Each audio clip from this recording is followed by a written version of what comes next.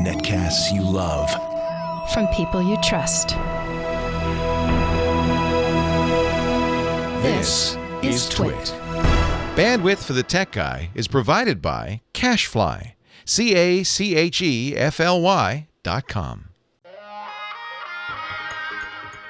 Hi, this is Leo Laporte, and this is my Tech Guy podcast. This show originally aired on the Premier Networks on Saturday, August 29th, 2015. This is episode 1215. Enjoy. The Tech Guy podcast is brought to you by the new Epson Workforce printers, powered by Precision Core. Workforce is an award-winning line of all-in-one printers for your home office, small to large business, or corporate work groups. Visit Epson.com to find out more. Well, hey, how are you today? Leo Laporte here, the Tech Guy. And I'm here to tell you, I don't know how you survive. How do you survive? Let me ask you that, Heather Hammond. During the week? It's like I'm underwater or something. You know, my daughter asked me my this. life. I came in to the living room this morning, and on the TV it says Netflix is not can't get online, and she's just sitting there staring at it. I said, "You want me to help you fix this?" And she said, "What do people do if their dad is not the tech guy?" Aw. I said, "Well, thank goodness your dad is the tech guy and I'm here." But isn't technology pretty frustrating? Yeah, because now you're making me realize I couldn't play Netflix or Amazon Prime last night. I needed to. And I think about it, and I spend a lot of time tweaking it, but I know what I'm doing, and that's, it's like kind of like you own a jalopy that doesn't work too well. And if you're a shade tree mechanic, you can keep it working. Technology's kind of like that. It just doesn't work that well. And I think of people, and I know so many people. I'll give you an example. My ex-wife called in tears the other day. I can't get my email. And she said, "I'm at the AT&T store." And I said, "Oh, no." I said, "No." Because she has an iPad, and I guess she got it from AT&T, or maybe, I don't know why she was at the AT&T. Anyway, they couldn't help her. They said, "Well, call Google," because it's Gmail. So she called Google. They couldn't help her. So she called Apple. They said, "Call Apple." So she called Apple. They couldn't help her. And so she said, "I've cried 3 times today. Please help me." So I said, well, yeah, sit down. Come into my office. Let us see. So I log into her Gmail, and it says right at the front in the big banner, "You're out of space. You've run out of room. Would you like to buy more or delete mail to make more room? And until you do, you won't be getting any more mail because you've run out of space." Well, now, by the way, that's hard to do because they give you a lot of space to begin with. In fact, the whole pitch of Gmail, remember, more than 10 years ago, was never delete your email. Nevertheless, how is it that she went to 3 different people, nobody noticed? You'd think Google at least would have said, "Oh, yeah, you're out of space." But no, they didn't even know. And I don't want to be cocky, but when she texted me saying, "What do I do?" I said, "Don't go. Why are you going? Come over here. I'll have it fixed in 2 minutes." Not knowing what was wrong. Because it's almost always that way, isn't it? How many of you are suffering in silence with technology that limps along and doesn't work? How did we get to this? And what's sad is that, and I think I'm as much to blame as anybody, we kind of give the impression that this stuff works great. "Oh, I love my Amazon Echo. I tell it whatever I want, and it just gives me whatever I want. I say, 'Hello, Siri,' and the Siri gives me what." And, you see the ads and people, happy, shiny people going around using technology. It's not like that. That's not the world we live in. But don't we often feel like it's our fault? It's not your fault. This stuff doesn't work. It's terrible. And I think we're still in the shade tree mechanic stage. I'm told in the earliest days of automobiles, when you bought an automobile, it came with a mechanic. Like, that was part of the deal. Okay, you're going to buy a car from us, and we'll make sure you have a mechanic at all times. In fact, I think in the very earliest days, you drove with the mechanic in the car. We're not much past that with technology, are we? Earlier this week, I had a little, I bought, in fact, I've been talking about it. I love this Galaxy Note 5, the new Samsung phone. And earlier this week, I had read an article that said if you put the stylus in upside down on the Note 5, it'll get broken or it'll get stuck, and then in removing it, you'll break it. Not the stylus, but the Note 5 sensor. And I thought, oh, it can't be that. How you'd have to really jam it in there to get it.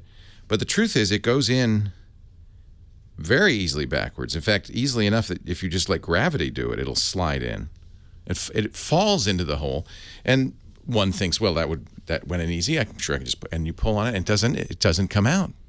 It's caught on something. You pull a little harder, and you break the sensor off. Now, I knew that, and I was demonstrating it, and it got stuck in the middle of a show. You could find the YouTube video. I was kind of chagrined. It's like, what? That was way too easy. So I thought, well, I'll bring this to the AT&T store. See what they say. Can you fix this? They said, no. That's user. You broke it. You'll have to send it to Samsung. You do have a 1-year warranty. I said, but I don't want to lose my phone. I'll send it to Samsung. I won't see it for months.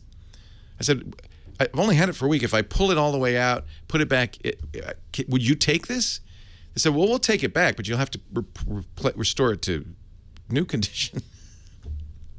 So I kind of slowly walked, hanging my head out of the AT&T store with a pen kind of hanging out of it upside down. I bit the bullet and kind of gently, gingerly eased it out, and sure enough, it did break the sensor. But it's not. I still love this phone. It's not the end of the world. But this is just what all that's changed is it had a sensor that when you pop the pen out while the phone's off, you can then write on the screen. That no longer works. But the pen works. I can write on the screen. I can do everything else I could do. And in fact, here's an interesting side effect. Because I broke the sensor, I turned off the thing that in the phone that says sense when the pen's been removed, and the battery life's gone up like 20%. They even say in the setting, turning this on will harm your battery life. So in fact, I think I've discovered a secret battery fix for the Samsung Galaxy Note. Break your sensor, or at least turn it off. People say, well, who would stick it in backwards? Well, if you have children, if you're in the dark, it's easy to do. So if you have a Note 5, nice phone. In fact, I really love this phone. But don't put the pen in backwards. Don't even say, oh, well, how, as I did, oh, that can't be true. That can't be hard to do. What a world we live in. We suffer through this stuff. And yet, I guess it's worthwhile enough that it's worth the suffering. We get so much out of it. 8888 Ask Leo. That's my phone number if you want to call and talk about this. Can be a group therapy session. My technology, it's terrible. It doesn't work ever. That's what I do here each and every weekend. We kind of do a little hand-holding, it's okay, it's going to be okay. And most importantly, it's not your fault. This stuff doesn't work well. Don't blame yourself. If you put your stylus in backwards, it gets stuck and breaks the phone. It's not your fault. That's bad design. It's not your fault.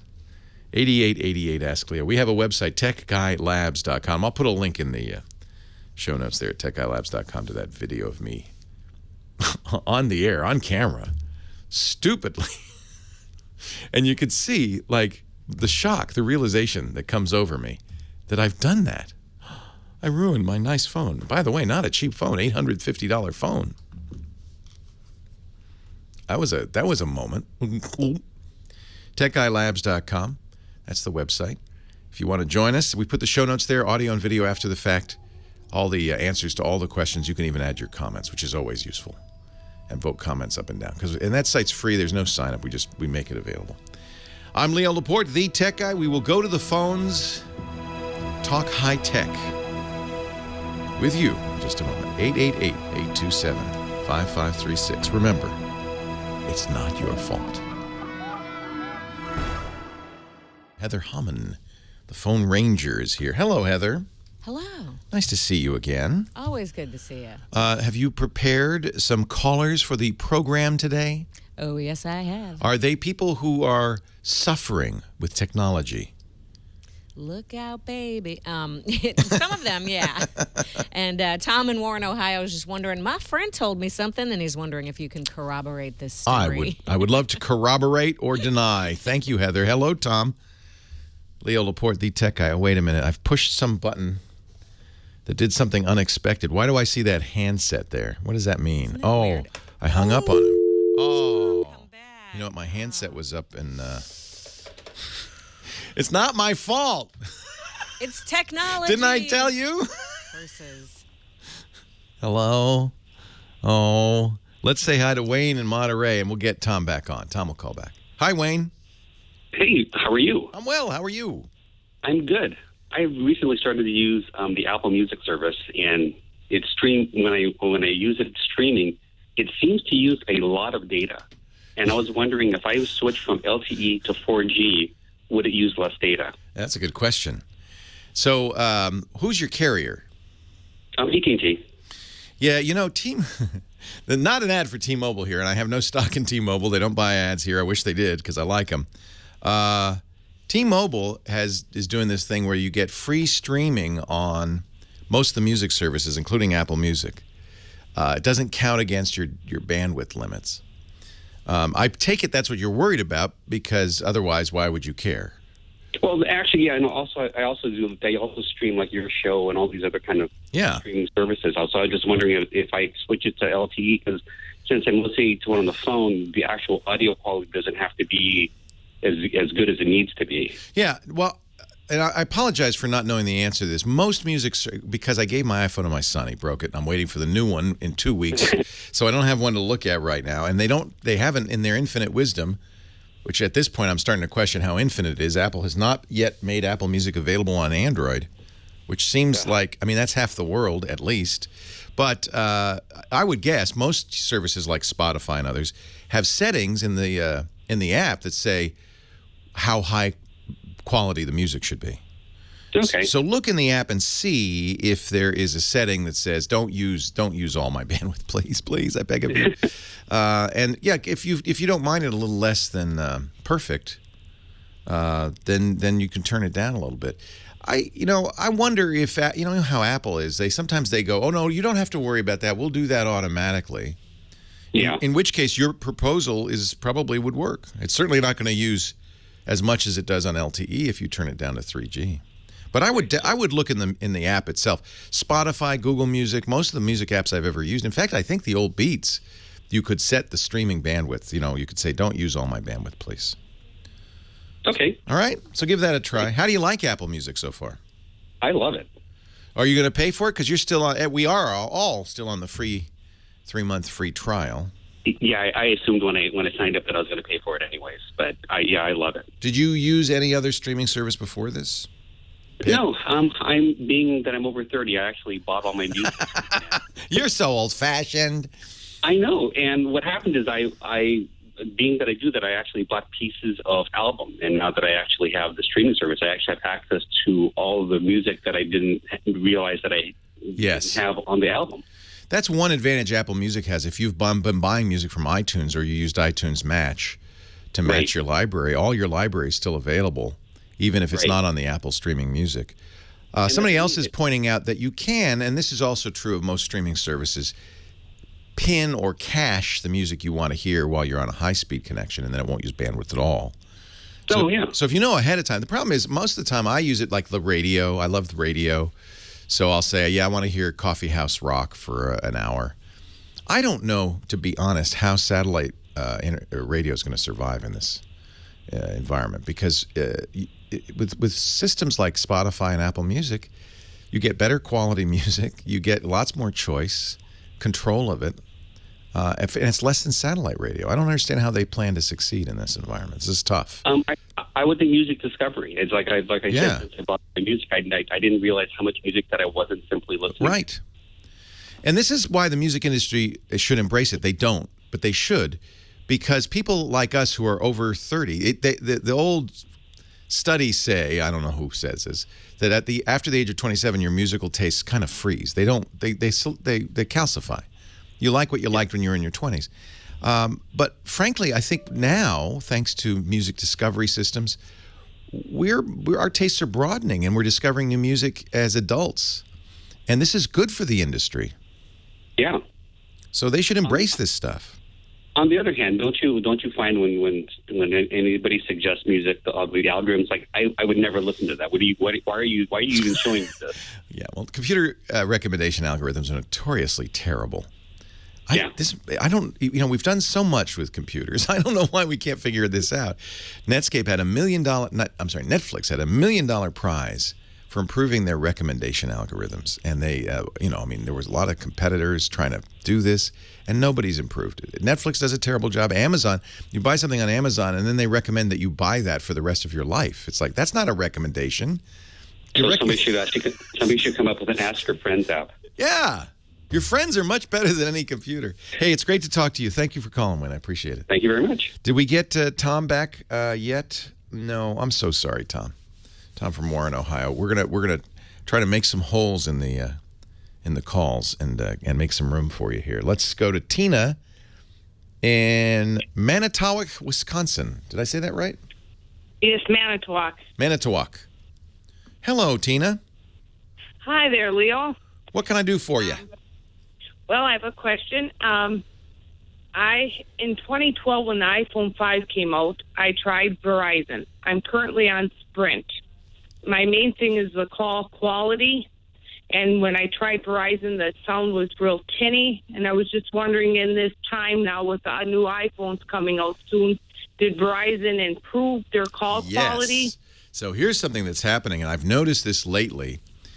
First of all, there's voice over LTE or VoLTE, which everybody is starting to support. If your phone supports it, Verizon supports it. If they've got it in your area, so you go to the Verizon store and say, "Are you doing VoLTE?" The iPhone will support it. The superb quality, much better. And Wi-Fi calling, which a lot of companies like T-Mobile are starting to support on the iPhone and other phones. Amazing. I'm starting to hear calls where I feel like the person's in the same room. It's blowing me away. So, yeah, give it a try. Leo Laporte, the tech guy.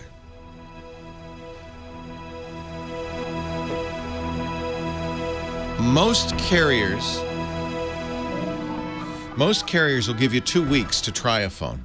So what I would do, Tina, is go to your Verizon store, ask them that, say, do you support voice over LTE on the phone that I want?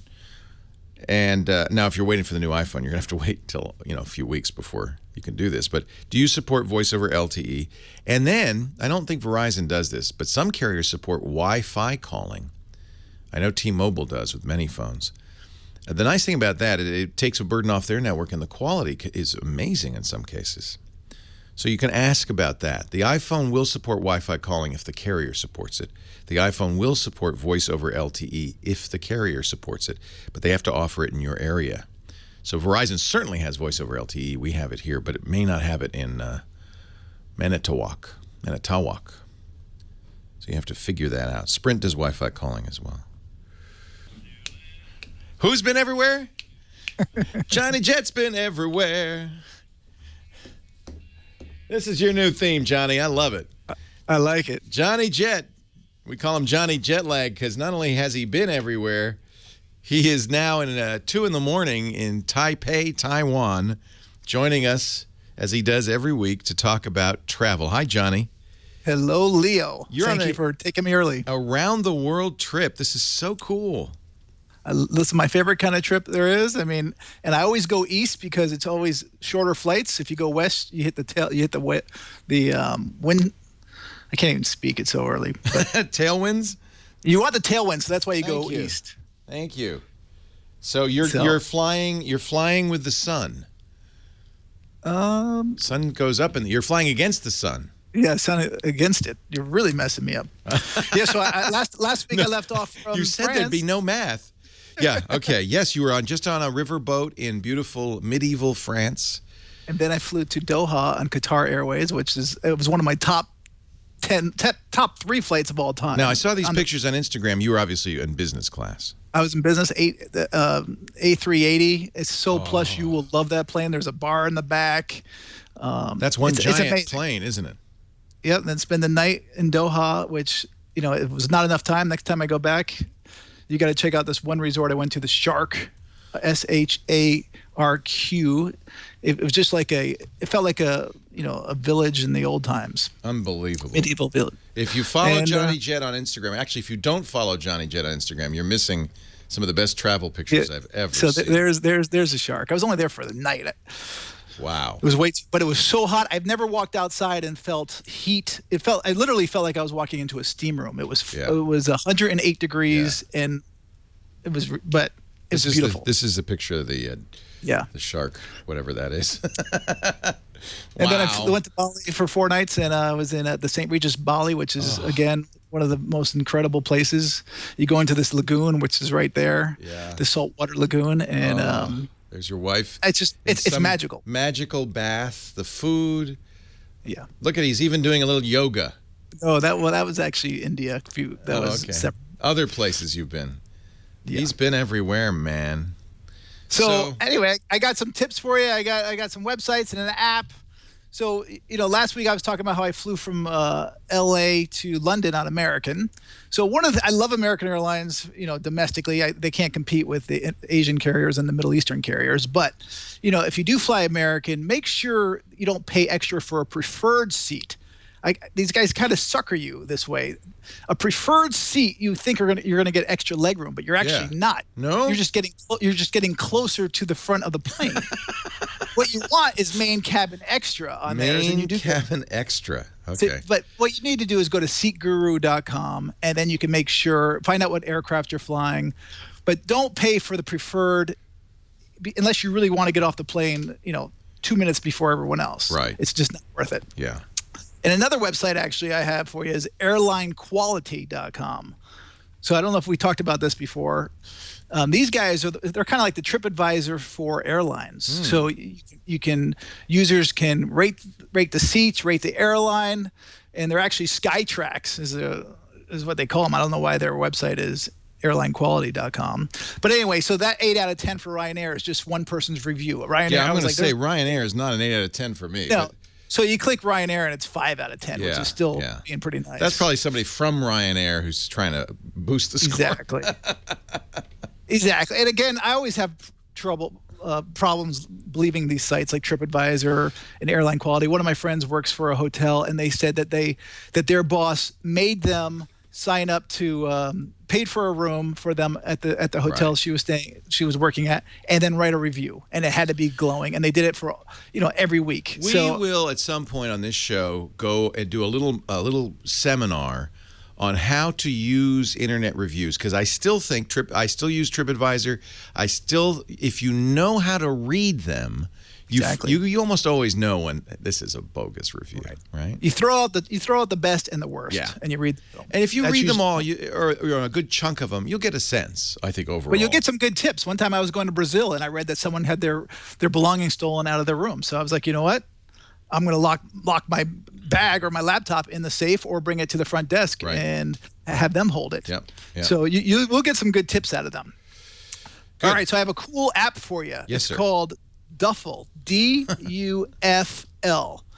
So this one's really for business travelers who have an expense account, because it's not cheap, but it's an app for business travelers where you sign up to their program. They'll send you a bag. You put in all your clothes for as long as you want. Oh. And then it costs $9.99 a month, but every trip you go on, it'll cost you $99, and they'll have your clothes waiting for you at your hotel room. You just need to give them 3 days advance. Otherwise, if it's last minute, it's going to be. Is it like hanging up in the closet, pressed and clean? No, I don't think it will be. It is pressed and clean after every trip. You get your duffel bag. After every trip, it's pressed and cleaned. Well, that's kind of cool. It's a great concept. It's pricey. It's pricey, but if you're a business traveler, you do not want to deal with waiting for bags. And these days, the airlines are really cracking down. British Airways actually made me check one of my carry-on bags, which I always just carry on, but they're we're sitting around the carousel for 30 minutes. It ruins the trip as a traveler. So for business travelers, time is money. They send you a suitcase, you pack it with stuff that you wear on the road. Then you get on the app and you choose what you want to pick. So you say, I'm going to Florida, so I want a light colored suit that you packed in there. So you don't have to bring everything each time. No, you just pick and choose. So not only $99 a flight, you have to really say goodbye to your clothes, because they're going to keep it at the duffel warehouse. Exactly, and they take pictures of your inventory. So then you get on the app and you can just pick and choose the photo of your clothes that you want in that suitcase. If I were a business traveler, I would do this, because one of the problems is suits and jackets get wrinkled as you pack them. Right. And it'd be really nice to have a pressed, clean suit waiting for you hanging in the, well, I wish they would hang it in the closet. Why don't they hang it in the closet? Come on, duffel. Well, maybe, you know what? I haven't used them. It's too expensive. You know what for it me, is? Because they get to the hotel and they go, hey, would you put this in Johnny's room? Because they can't go in the room. So they put this in Johnny's room. He'll be here a little later today. Or put this in the check luggage thing, and when Johnny gets here, bring it up to his room. I bet you that's what they do. You know what? That's a good question. But one thing you got to keep in mind that when you do stuff like this, when you ever ship anything to a hotel, some hotels actually charge to receive a package for you, which drives me nuts. I can understand them sending a package for you, but to receive one, they'll charge a fee. So you need to call the hotel in advance and say, hey, how much do you charge? If you do charge, and if not, then I would switch hotels. This is kind of cool because this is one of those things where the internet seems to be coming up with all sorts of unique, innovative ways to make life easier if you're in the 1%. Right. And this is definitely for the 1%. This is for the 1%. I'm not in the 1%. As long as you're in the 1%, life is good. Yeah. Life is good. Or if you're an expense account, if you work for a company. You know what? I would charge it back to the company, except if you're my employees, don't even think about it. The airlines are charging $25 for the first bag, $35 for the second bag. No, it could save you money. So right there is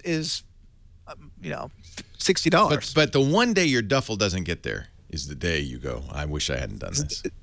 This day you because then you got nothing. You don't even have a pair of underpants. You're done. I'm sure they have some kind of guarantee, and if they don't, I'm sure they have a guarantee, and they just go to the store and charge it, and then make them pay for it. Your duffel guarantee. I'm wearing a paper suit today, thanks to duffel. I don't know. I'll find out. This is cool. DUFL, and it's iOS and Android, and the website is dufl.com. Johnny Jet is at johnnyjet.com. Subscribe to his free travel newsletter. You'll get lots of great tips. Read his articles. Follow him on Instagram for great travel pictures. Follow him on Twitter for updates on deals. And have a great trip, Johnny.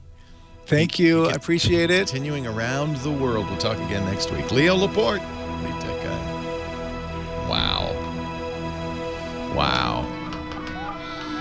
That's cool. Well, hey, chat room. Good to see y'all. Thanks for hanging in there. I'm going to have to scoot out of here right after the 12:30 segment, but happy to be around now. That's for sure. Hey, Dr. Mom. Good to see you. Already said hi to Amy Ashi and Loquacious and Beatmasters in here. Yeah, Loquacious. Woohoo. X-Tomb. Good to see you. Johnny Jet's travel tip of the day. Actually, we're flying American to Boston for Thanksgiving. And actually, my wife decided she wanted to spring for first class. So we're going in style. My tall is 42. How you doing? Chester, good to see you. The Gem Doctor. It's always great to be here in the chat room. Actually, I'm going to contact Johnny offline because I do have some other travel plans, bigger travel plans that I'd love to have his feedback on. Hey, Superoo. Sybil waves at me from the back of the auditorium. It's a mighty big auditorium, but I see you. Thanks, X-Tomb. Yeah, my wife's got some back problems, and such a flight is gonna be better that way, and I don't mind. Oh, Dr. Mom has a good travel agent. Glad to see that. I might contact you about that. User 5696. Do I recommend 4K upscaling Blu-ray players? Well, it's kind of hard to get them without that these days, so it's kind of almost a given. The real question is, if you have a 4K upscaling Blu-ray player and a 4K TV, because obviously if you don't have a 4K TV, it doesn't matter, which one does the better job of upscaling? And there's a very easy way to find out. One is to enable the upscaling in the Blu-ray player and then disable it and look at the same content and see which one looks better. When it's disabled, it's the TV doing the upscaling. And when it's enabled, it's the Blu-ray player doing the upscaling. So just check it out. See which one's better. But you're not going to find very many Blu-ray players without it these days. So that is about the answer to that. And with only 20 seconds left, ahoy hoy to Joel H. Good. Thank you, Lawn Dog. Really appreciate that. 4K screens on the plane in first class. One can only hope. At 4 inches or 9, maybe first class it'll be 9 inches, but you still have to be sitting pretty close. Of course, I guess in a plane seat you are. And here we go. Leo Laporte, the tech guy. Scott Wilkinson, who is normally here, will be back at 1:30 the next hour. We flip-flopped Johnny Jett, our travel guy, with our home improvement guy, so that both could be here today. Thank you, Scott, for being patient. Leo Laporte, the tech guy. Back to the phones at 8888 Ask Leo. And sorry about hanging up on you, Tom. It's not my fault. Oh, I know. That's that technology stuff. Technology, dang you. Yeah. What can I do for you? What can I do for you? It actually was my fault. Well, yeah, I'm glad I got to get in the call because I just had a call from the cable guy, and he's coming out to check my cable box. What's the matter? We're having issues with that. Well, the picture just... we get the high-def channels and everything plays, and then right in the middle of out of nowhere, the sound goes out and the picture goes out, the black, and then about a second or two later, it comes back on. So it sounds like bad cable. Yeah, I don't know. I've had cables changed to the modem for the internet, and cables changed to the cable box, and I'm still getting it. But I think this box, I had a Cisco box, and that seemed to work okay, but it started cutting out. So they sent me another one, and I hooked it up. And like you said, technology is frustrating sometimes.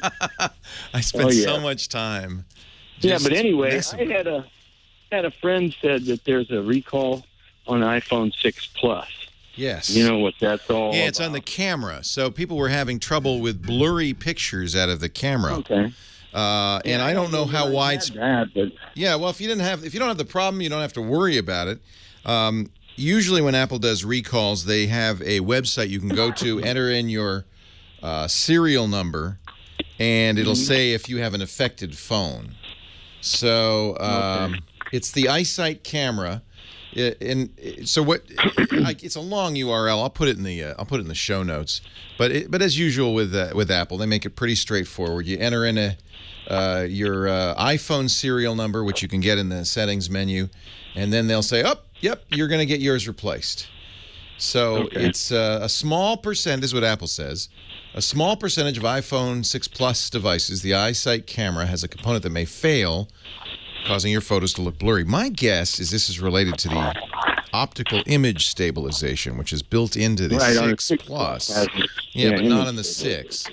So good for Apple. They'll fix it. So just go to that site. I'll put it in the show notes and enter in your serial number, and you'll know. Okay. All right. Very good, Leo. Apple's very good about this stuff. You know, I contrast my experience going into AT&T with a jammed stylus in the Note 5 with what my experience would have been at Apple. And I really feel like the experience going into Apple with something like this, at the very least, you'd get some sympathy. At the very least, they go, oh, man, because I've brought broken phones I have personally broken. Comes to mind the time I dunked the iPhone into a glass of water to test a product called Liquipel that says you can dunk it in a glass. They affected that at the big computer trade show, CES. They had iPhones under running water. So you see, it's Liquipel. This won't hurt it. Foolish me. I got it Liquipelled. You have to send the phone in, and they treat it somehow magically, and then you get it back. And I said, well, let's test it. And I put it in a glass of water. It broke immediately. So I kind of hanging my head in shame, went to the Apple store. And instead of mocking me, instead of turning me away, as the AT&T store did with my Note 5 stylus, the Apple guy said, well, did you get it wet? And I said, yes, I didn't lie. And you shouldn't, because he can immediately look inside the phone. They actually shine a pen light into the audio jack on the phone, and there's a little strip, a paper strip that will turn blue if the phone's gotten wet. And so I wasn't going to lie. I said, yeah, I got it wet. And he said, yeah, I saw you dunk it in a glass of water. So I think he kind of knew who I was. And I said, yeah. So, but they allowed me to replace the phone. I had to pay $200, which is a fair fee considering the phone was considerably more expensive than that. And I was an idiot. So I contrast the way Apple handles these things with my experience at AT&T, where basically they turned me away with my pen hanging out at the back of my phone saying, you can send it to Samsung if you want. That's one thing. You pay a lot for Apple products. Although the truth is I paid a lot for the Samsung Note 5 too. You pay a lot for Apple products. And I think one of the things you're paying for, especially when it comes to computers, is for that kind of service. Most companies in the PC world have reduced prices dramatically, but by doing so, they've also reduced service and support and all of that. They can't afford to do both. Apple can because they have fairly good margins on their hardware. So, yeah, good for Apple for doing that recall. They should do it. It's a problem. And it's easy to go to the Apple site and figure out what's going on. Wayne, Irvine, California, Leo Laporte, the tech guy. What do you mean your memory's disappearing? Yeah, well, that too, and my computer as well. What's going on, Wayne? I just got back from 3 months in the Arctic, and I came back home to computer problems. And I had, actually, my wife got home a week or two before I did, but she told me that she had problems with the computer. It was slow. It's a MacBook Pro, and the startup disk was full. Oh. So I got home, and I tried to dump some extra space in the memory, and I freed up some memory. And then when I checked back, it was filled again. So then I took out some of the movies I had, so I freed up about 64 gigabytes of space, and that was only a few days ago, and I see now I'm down to 25.17 gigabytes. So I'm trying to figure out, is my computer... Wait a minute. You have 25.17 gigabytes? Yeah. Well, that's not like running out of memory. That's a lot. That's like a lot of... How big is the drive? It's a 500 gigabyte okay. drive. Well, it's kind of running out of memory. And... Okay, so there's a couple of things that can happen. One of the things Apple does with the iCloud photos is it puts photos on your hard drive. Do you have that turned on? I have it turned off. Okay, because that's one source of mysterious accumulation on a hard drive. By the way, we use the word storage, not memory, for disk space. Memory is RAM. Just to be clear, so you're talking about disappearing storage. Right, storage. Not to correct you or anything, but just the terminology helps me get it right. So there are a couple of programs there's a Disk Explorer program for Mac that will tell you what's filling up your hard drive. You don't know, do you? No. So you want to figure out what's taking up all this space. So it's not possible the computer could be hacked and it could be... No, well, it's possible. It's always possible. It's unlikely on a Mac. Right. And usually when people hack computers, they don't do it so they can have extra storage. They do it for other reasons, mostly to use your computer in DDoS attacks against other computers, or just send on spam. So it's more likely there's something filling it up. Look at this program. It's free. It's called Disk Inventory X. It's for OS X. It gives you a graphical display of what's going on the hard drive, what's taking up all the space on the hard drive. And that will quickly give you an idea of what's going on. Where's all this space going? I'm not sure. I mean, there are some automatic things, email, photos, if you have iCloud Photo turned on. There are things that will fill up your hard drive. Do you have Dropbox or... yeah, I have Dropbox, but I'm not using it. You make sure you don't have any data synchronization going on that's copying data down. I can easily fill up a hard drive. I turn on my OneDrive, my Microsoft OneDrive, and everything gets downloaded because I stored hundreds of gigabytes there. This will help you. Disk Inventory X, it'll at least tell you what's there, what's taking up all that space, and that might help you track down the culprit. Leo Laporte, the tech guy.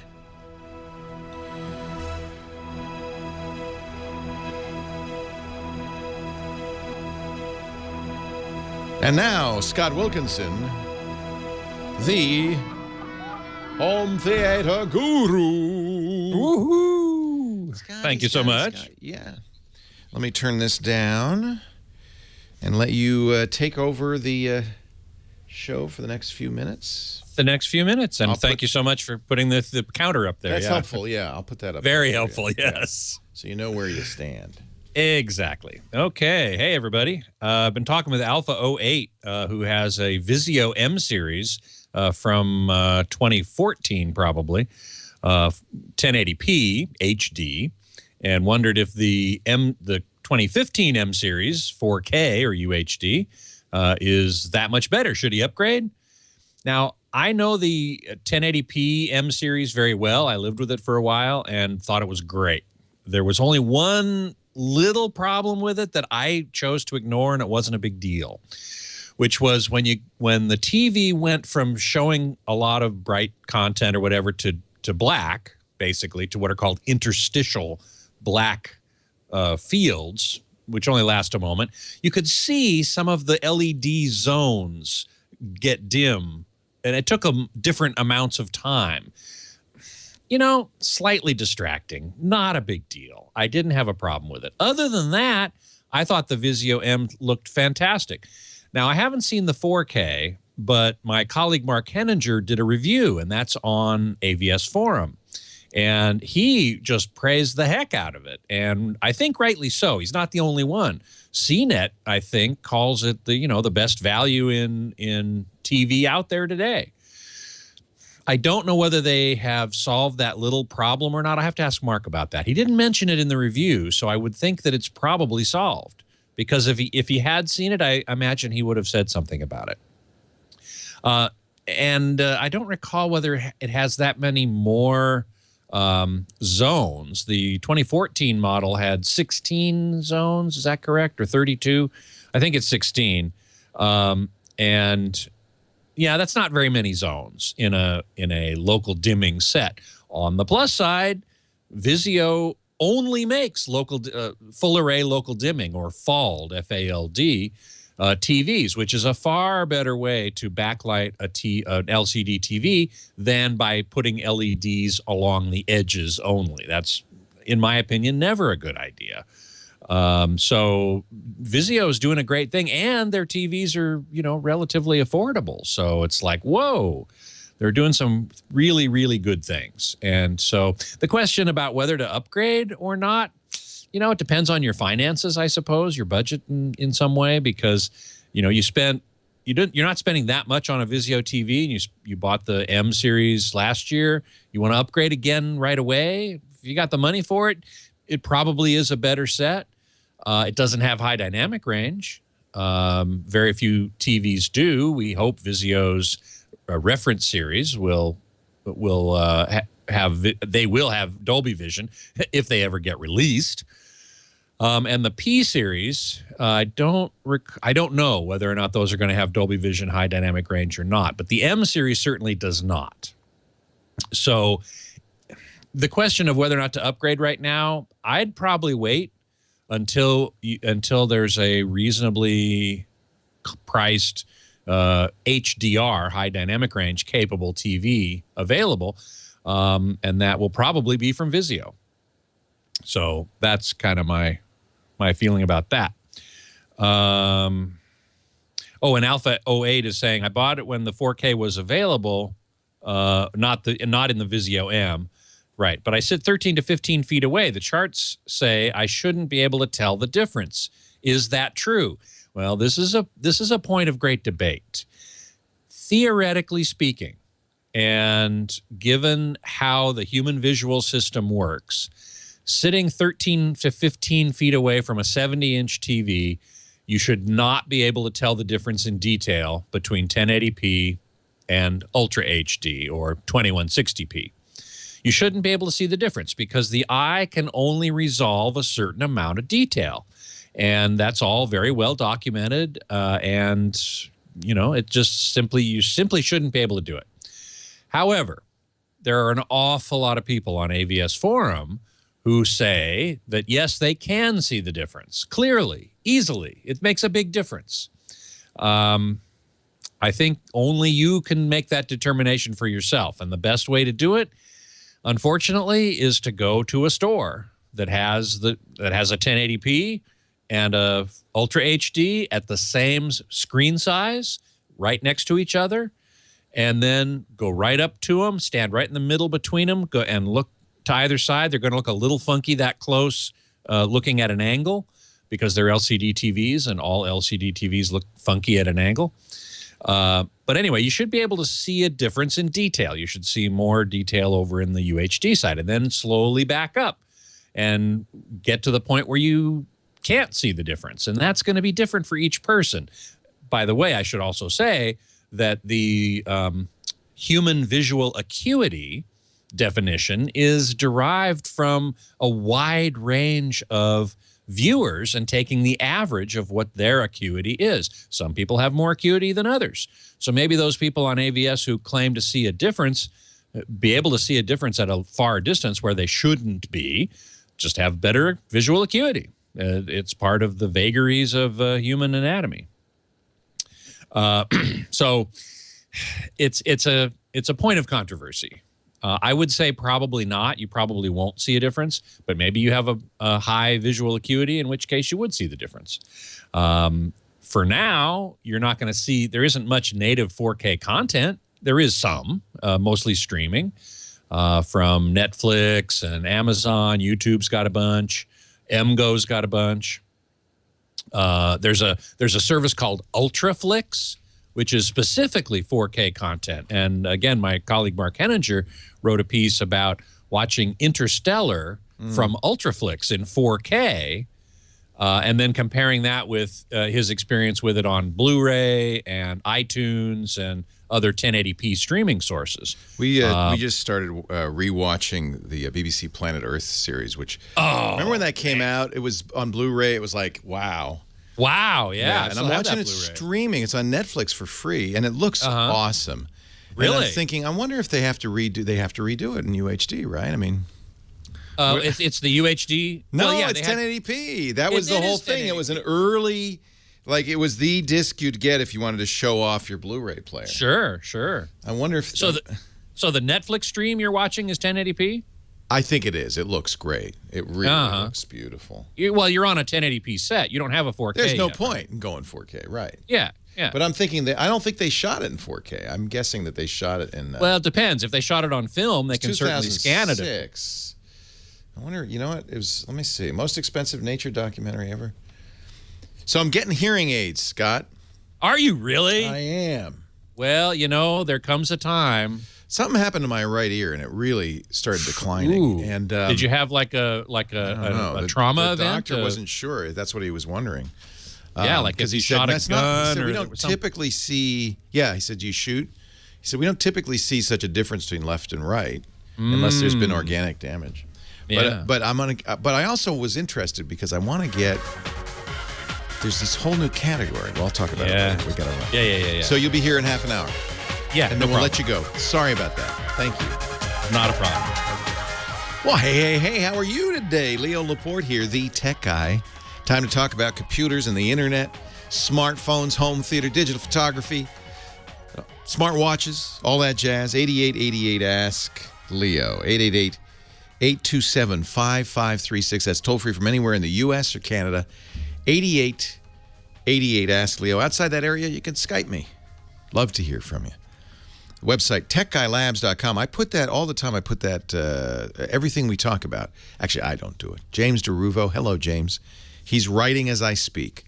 And then Josh Windish, after the show, he puts in the tip of the week and the product of the week, and he puts in audio and video. So if you miss the show, you can listen to it on the website. All of that is at techguylabs.com, and it's free. There's no sign-up.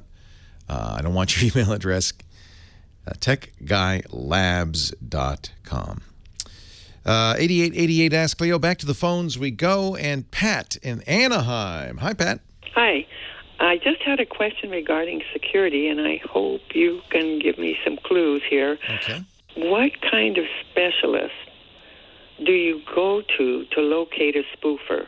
Is it an agency, a private business? Who's spoofing you? Well, that's just it. I don't know. And how are they spoofing you? What are they doing? Well, they're just like any of the other scam calls. They call, and then they won't leave a message, and then they'll call again and not leave a message. They just want to be annoying, and that doesn't bother me. But this one crossed the line because I was trying to get a hold of a friend of mine to verify when I should take her for a radiation appointment. Yeah. And he interrupted while I was dialing to get a hold of her, and I was afraid if she connected that maybe he could do something with her phone. Now, So is I this hung a up. cell? Is this a cell phone? No, this is a landline, isn't it? No, I have both landline and cell phone. I think they gave up on the landline because it only rings 4 times and then it goes immediately to voicemail. My cell phone I'll usually answer, but now that they've glommed onto that, I've got ID, you know. So you're saying that this person was bugging you on your landline? I don't know because I don't have caller ID on my landline. So they didn't bother you on the landline. They've been bothering you on the cell phone only.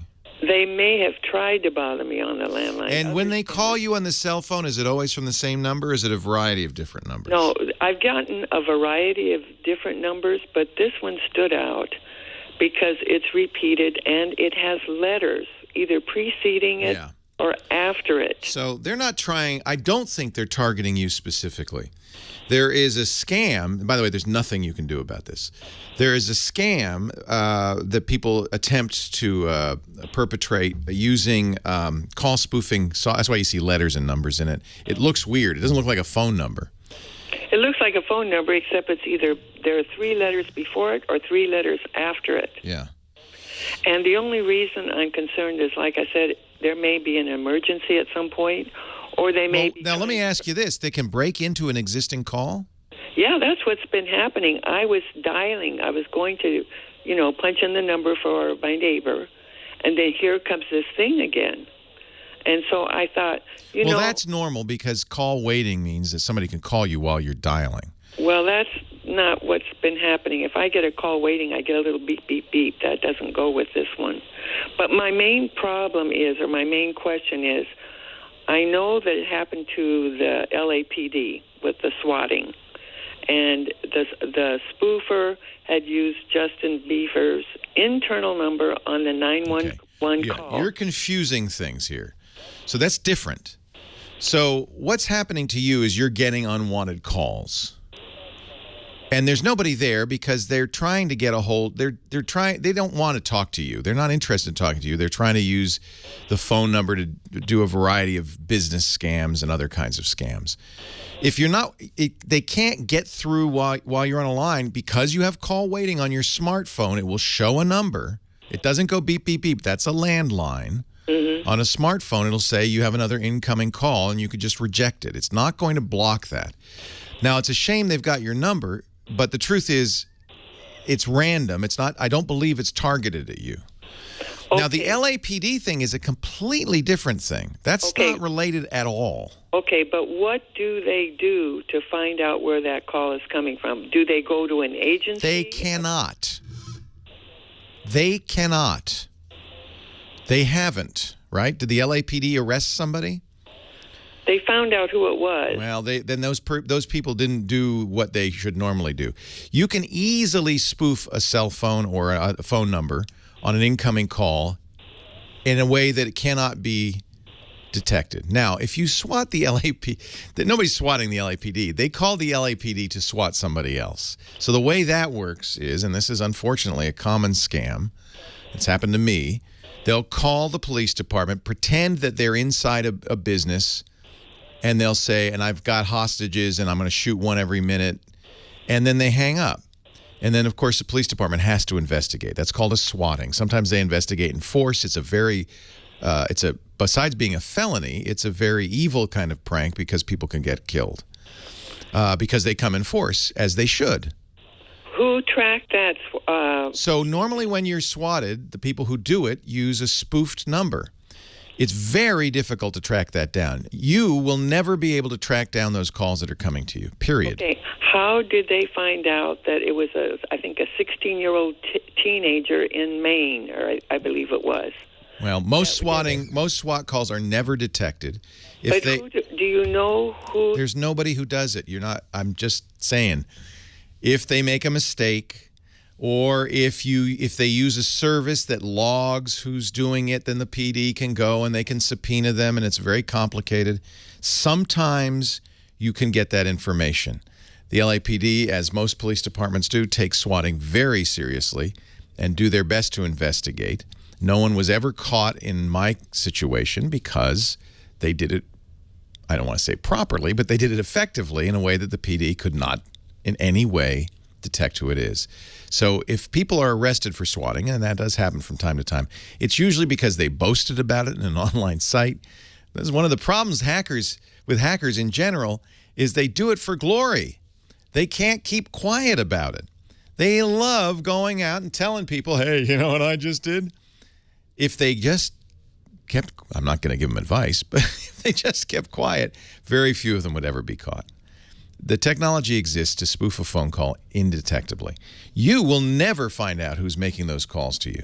All you can do is reject them. If you want, you could change your phone number. That's probably not effective either. There's no detective agency you can call. If you call the police department and said, I'm getting these calls, they'd laugh at you. Well, okay, they'd take a report. They'd laugh in private. But there's nothing that can be done about it. And the truth is, you could change your number. I don't think they're targeting you. I think these are random calls that are coming in. So changing your number probably is not going to improve that situation. If it really is happening a lot, maybe somebody doesn't like you. Did you get a hacker mad? Don't get hackers mad. My advice to you. So then you might want to change your phone number. If it really is annoying, you could call your cellular provider. They're the ones responsible for that line and say, hey, what can I do? I suspect they'll tell you what I've just told you, which is not much they can do. Now, if they set up a phone tap and, I guess if they really cared a lot. But you understand, they're not going to do anything about it unless, if it's a swatting, that's different. There's a huge cost to the police department to send the officers out. While they're doing that, they can't deal with real crime. There's a risk of loss of life and property because, of course, they take this very seriously and they come in force often. So all of these things mean it's more likely the police department's going to investigate that kind of thing. And even then, they have very little luck. It takes a lot of subpoenas and a lot of legwork, and it isn't always effective. Call spoofing, unfortunately, is pretty easy to do. All you have to do is Google it. 8888 Ask Leo. Leo Laporte, the tech guy. More to come right after this.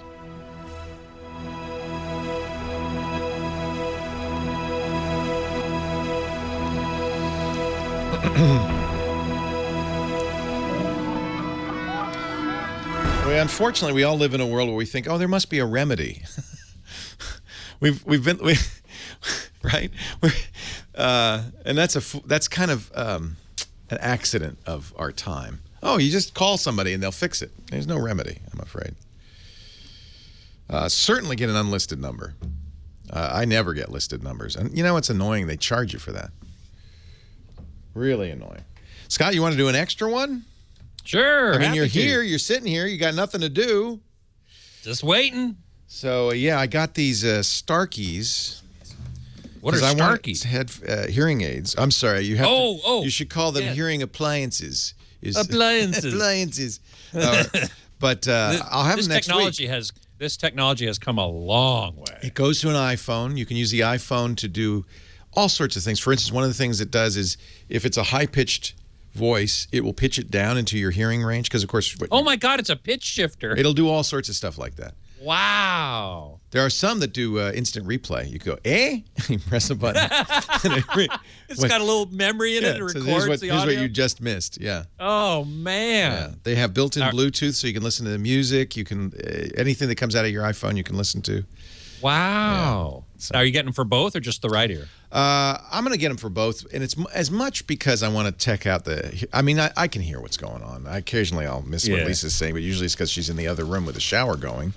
But I think it's probably a good idea to do this prophylactically, and I want to test out. It is actually. I've heard it said that if you have less stimulation in a certain frequency range because the hearing is lower, right, then eventually that part of the auditory nerve just kind of turns off, right, and you lose it for good. Yeah, I asked the audiologist that, and he said, well, sort of.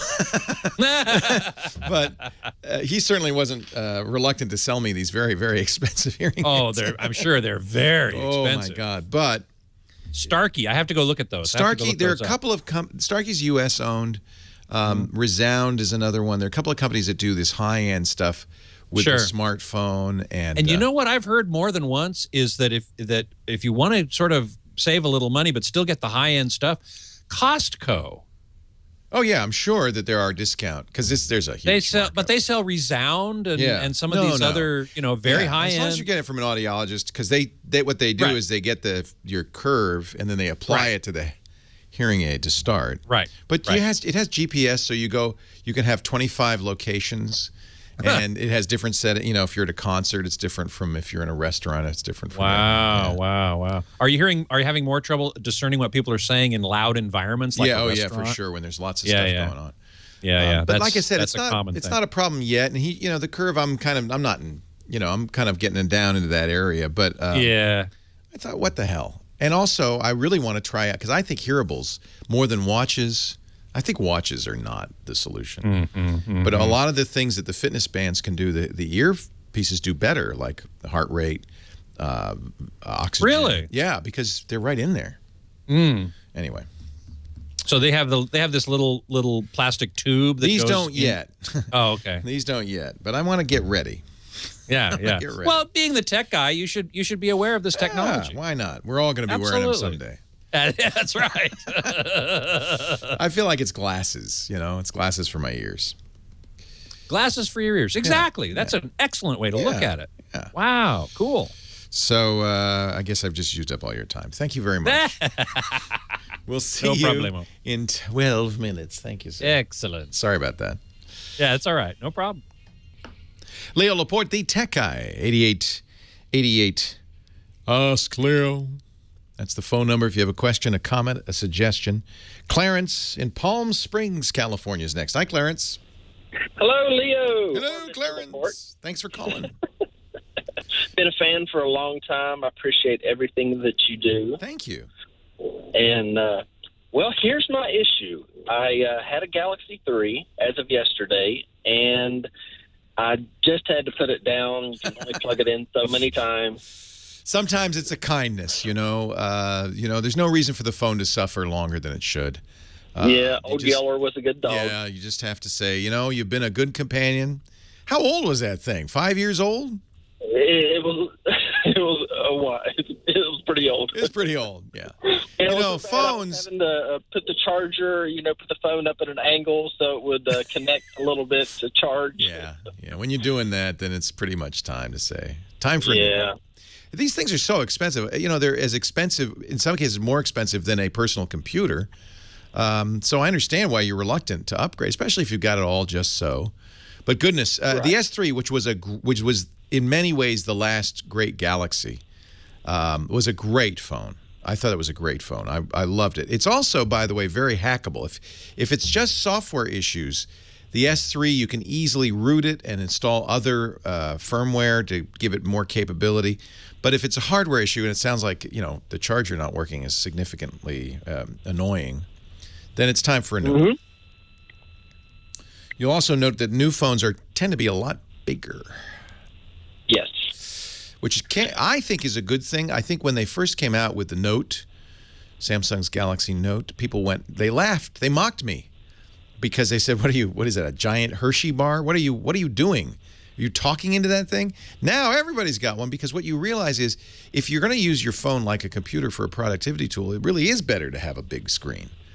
And what we're discovering, I think, is that the sweet spot is not quite 6 inches, a little bit under. So the latest Galaxy Note, which is the Note 5, is 5.7 inches. Motorola's doing a Motorola X that's 5.7 inches. The iPhone 6 Plus is 5.5 inches. That seems to be about the right size. So what can I do to help you? Well, I contacted a gentleman online. He had a Galaxy Note 4 and a Galaxy S5. Get the Note 4. I went down to pick Note up 4. Get the Note 4. Get the Note 4. Well, I went down to get the Galaxy S5. That's the one I wanted. Okay. Because it was Galaxy. I was Galaxy, so I wanted to do it. All right, yeah. So he sold it. The only thing he had left was the Galaxy Note. So I bought it. I loved it. I'll never make fun of anyone ever again. You see? But I detect a but. Yes, there is a but. I do not want to have that same problem. I would like to have this phone for a while. Yes. So I was looking at a QI or Key wireless. They call it. So I did the same thing on my Note 4. One of the nice things about the Note 4 that is no longer available in the Note 5 is you can remove. It's just a thin plastic bag. You can remove it, and Samsung sells a charger cover that supports Qi. It's the same thickness and size as your existing cover. You just have to pay a little more. It has little contacts in it, and then you can get a Qi charger. And you'll never plug your cable in again. So you're right. You won't get that cable wear-out problem. And I think that is not an unusual thing with the micro USB chargers we're getting. I think they can, over time, they can get wonky. So once you have a Qi back, you can then put it on a wireless charger. I do every night. And the phone will automatically charge. Not quite as fast as it does if you plug it in, but it will automatically charge, which is great. The one I use is a Tilt. TYLT stand. They're a little expensive, but what's nice is it's kind of a stand, so I put it next to the bed, and it's kind of always easily there. But you can get inexpensive pads. Anchor sells a wireless Qi charging pad that you just put the phone on, and it will automatically charge. There are a lot of devices out there. This is a great technology, this Qi charging. I love it. Well, I was wondering should I Frankenstein a system together, because they have the inserts that go in the back of the phone. They have like you were saying, the backs of the phone that you just pop yours off and replace it, and get a charger. There's a few different configurations, and on the Note 3, I Frankensteined it because the Note 3 doesn't have the available charging back. So you just it's a little pad, very thin, that you put over the battery. It works fine. The only negative on the Frankenstein, by the way, they're a lot cheaper. The only negative on the Frankenstein I found was it makes it harder to remove and replace the battery, because one of the things I love to do with my Note 4 is have two batteries, so that when the battery dies, I just take out the old one, put a new one in. If you've got that little Frankenstein back on there, you got to remove that first, and you have to position it carefully. So you're not going to want to be doing that a lot. But if you don't take the battery out a lot, yes, that's a cheap and effective way to add Qi charging to a Galaxy Note. Yeah, I'm just looking for, the best way, the most efficient and the hassle-free way. Yeah, I don't remember. I imagine Samsung charges extra for the back more than the little insert. The inserts were cheap. I think they were $5. Yes, I found one for $7.99 on Amazon. Yeah. So, yeah, you know what I'll do? I'll put a link to the one I bought because it worked just fine. What it is it's so the way these work is something called inductance charging. And you've seen inductance at work with magnets, when magnets repel and things.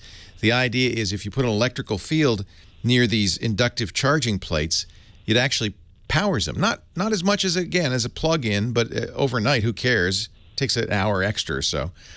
So the inductive charging plate then has to have pins that connect into the back of the phone. In other words, the phone has to be ready, Qi ready, and this phone is. It has little pins. You'll notice kind of at the top of the phone next to the battery. That's where the plate will go. That has a little metal plate. Yeah, those work fine. I've used those and been very happy. And that price, it's great. I think it was probably $50 for the official Samsung back. But I love wireless charging. In fact, that's become for me one of the most important things. One of the things I'm disappointed that Apple just doesn't seem to want to put in their iPhone. It's such a nice feature. What about a protector, like a protecting case? Would that interfere with the protecting case? It could. You should certainly get a case, and the Samsung cases qualify, that don't interfere. They make flip cases for the Note that just replace that back, and then. If you put a Gorilla case or one of these super heavy duty protective cases on there, it might move the phone far enough away from the charger, because it has to be in pretty close proximity to the charger to get that inductance working. So it is that's a what case. I'm worried about. Yeah, a case can interfere. I'm not a big case user because I just try not to drop my phones. Yeah, it's kind of a hazard, the way I work, and I'm always using my phone. Yeah, and so you probably use those heavy-duty cases. Like an OtterBox. OtterBoxes are great. My guess is that an OtterBox is thick enough that it's going to keep the phone too far away. I don't know though. You know what? You'll have. You know what I would do is look on the OtterBox site and see what they say. Will this interfere with wireless charging? I don't know. But boy, I love wireless charging. Man, I'm a fan. The new Note 5 also supports, interestingly, not only Qi charging, but I think it supports PAN, the wireless charging as well. Leo, the Power Mat. Leo Laporte, the tech guy. Scott Wilkinson, home improvement. No, not home improvement. Home theater guy coming up next. So, yeah. Hey, everybody. Battlecam has, we've been talking in the chat room a bit about the new Hisense TVs, and he suggests maybe I bring that up on the radio segment. You know, my audiologist was using a Windows machine with a giant TCL monitor. And see? It looked great. I'm sure it wasn't super high res, but he used it because then he can show his clients the curve and stuff. It really looked great. I was in Costco the other day, and I saw some TCL TVs. We buy a lot of them. They're cheap. They're cheap and reasonably good. And here comes Hisense, which is another Chinese company, and they're trying to make a big splash, big entrance into the U.S. market with these new ULED TVs, which are basically quantum dot illumination and high dynamic range in the case of the 65-incher. Which they're going to sell for $3,000, which is quite remarkable. I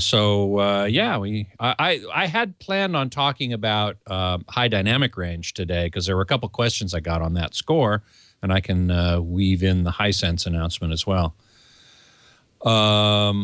Let's see. TN Ohans. I don't know how you say that. You know, it's weird. Some of these screen names, you know, you just don't know how to pronounce them. Have a Samsung 9000 with a flat screen, yes. Upgraded to second Evo Connect One box, yes. Says the new firmware update has a lot of problems with the latest. AVS is reporting a lot of problems with the latest firmware. I don't know if it's been resolved. And it's the flat screen. I wrote a piece on AVS recently, just a couple days ago, about the LG flat OLED TVs that are coming out. But the 65-inch, I think, is $7,000. And it's got HDR capability, which is great, but it's still an awfully expensive TV. Trungwap, please tell best soundbar for Vizio 55-inch TV. Well, best soundbar, I've often said the Pioneer SW23SB, I think it is. It's like $400. It's pretty expensive. Vizio actually makes very good soundbars as well with a wireless sub. Some of them also have actual rear surround speakers for true 5.1. Yamaha soundbars are also excellent generally, so those are the ones I would certainly look at. Miyashi, yes, I do try to pronounce them correctly, and I got yours right. Thank you very much. And Alpha 08 is also asking about soundbars, which I just said. Pioneer, Vizio, Yamaha are my favorite soundbars. So that's the answer to that. Alpha 08, can you still play HD DVD in any device still made? No, you cannot. You have to find a used HD DVD player or, one that's been on the shelf for a while. I still have a couple of them out in my shed. I thought I would use them, but I don't. User 0691, good question. Better to fix a broken TV or buy a new one? Depends on the nature of the fault, but if the TV is more than a couple years old, better to buy a new one, I would say. Well, unless you can replace the tubes, and then... if you can replace the tubes. Here we go.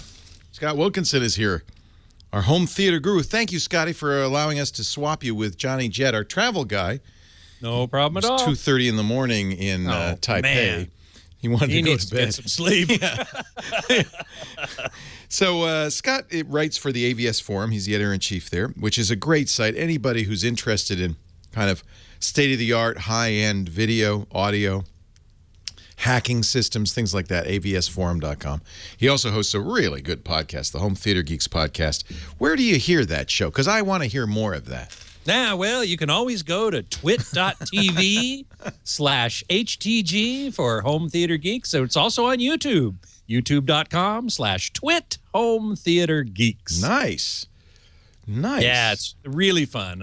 I have had over 5 years of doing it, had a ton of guests on the show, really great people who are super experts in all these different areas. And I always learn something new, and I hope my audience does as well. What do you want to talk about today? Well, I've got a couple of questions from people that have listened to the show and listened to this show and read my stuff on AVS and elsewhere. And a lot of people are asking about this high dynamic range stuff, right? Which we've talked about on the show before. It's really the difference between the deepest black and the brightest white.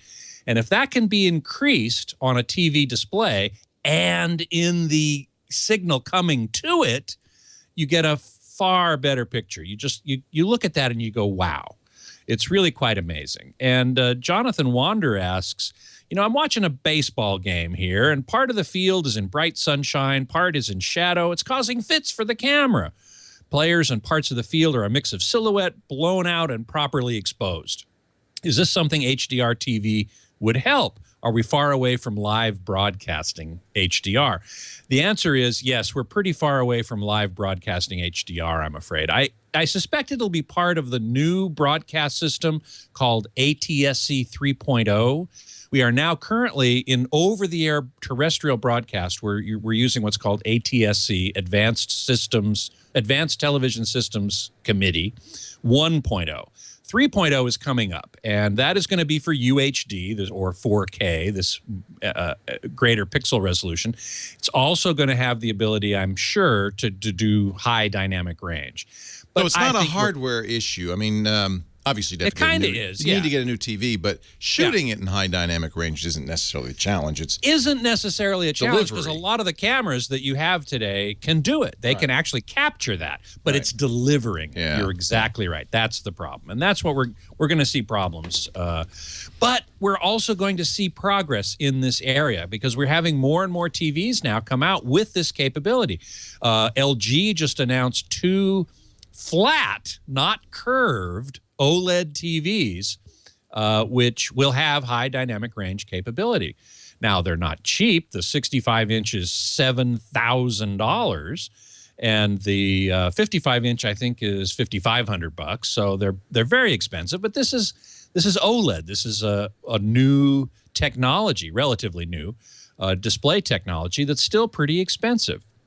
But I love it. Oh, I love it. Oh, but you've got one of the first ones. And man, when you sit there and you look at that, your jaw drops, right? You just go, wow. Yeah. Well, I mentioned amazing. we were watching the 10-year-old now BBC series, Planet Earth. And it's just, and I'm even watching it on streaming on Netflix because it's free on Netflix.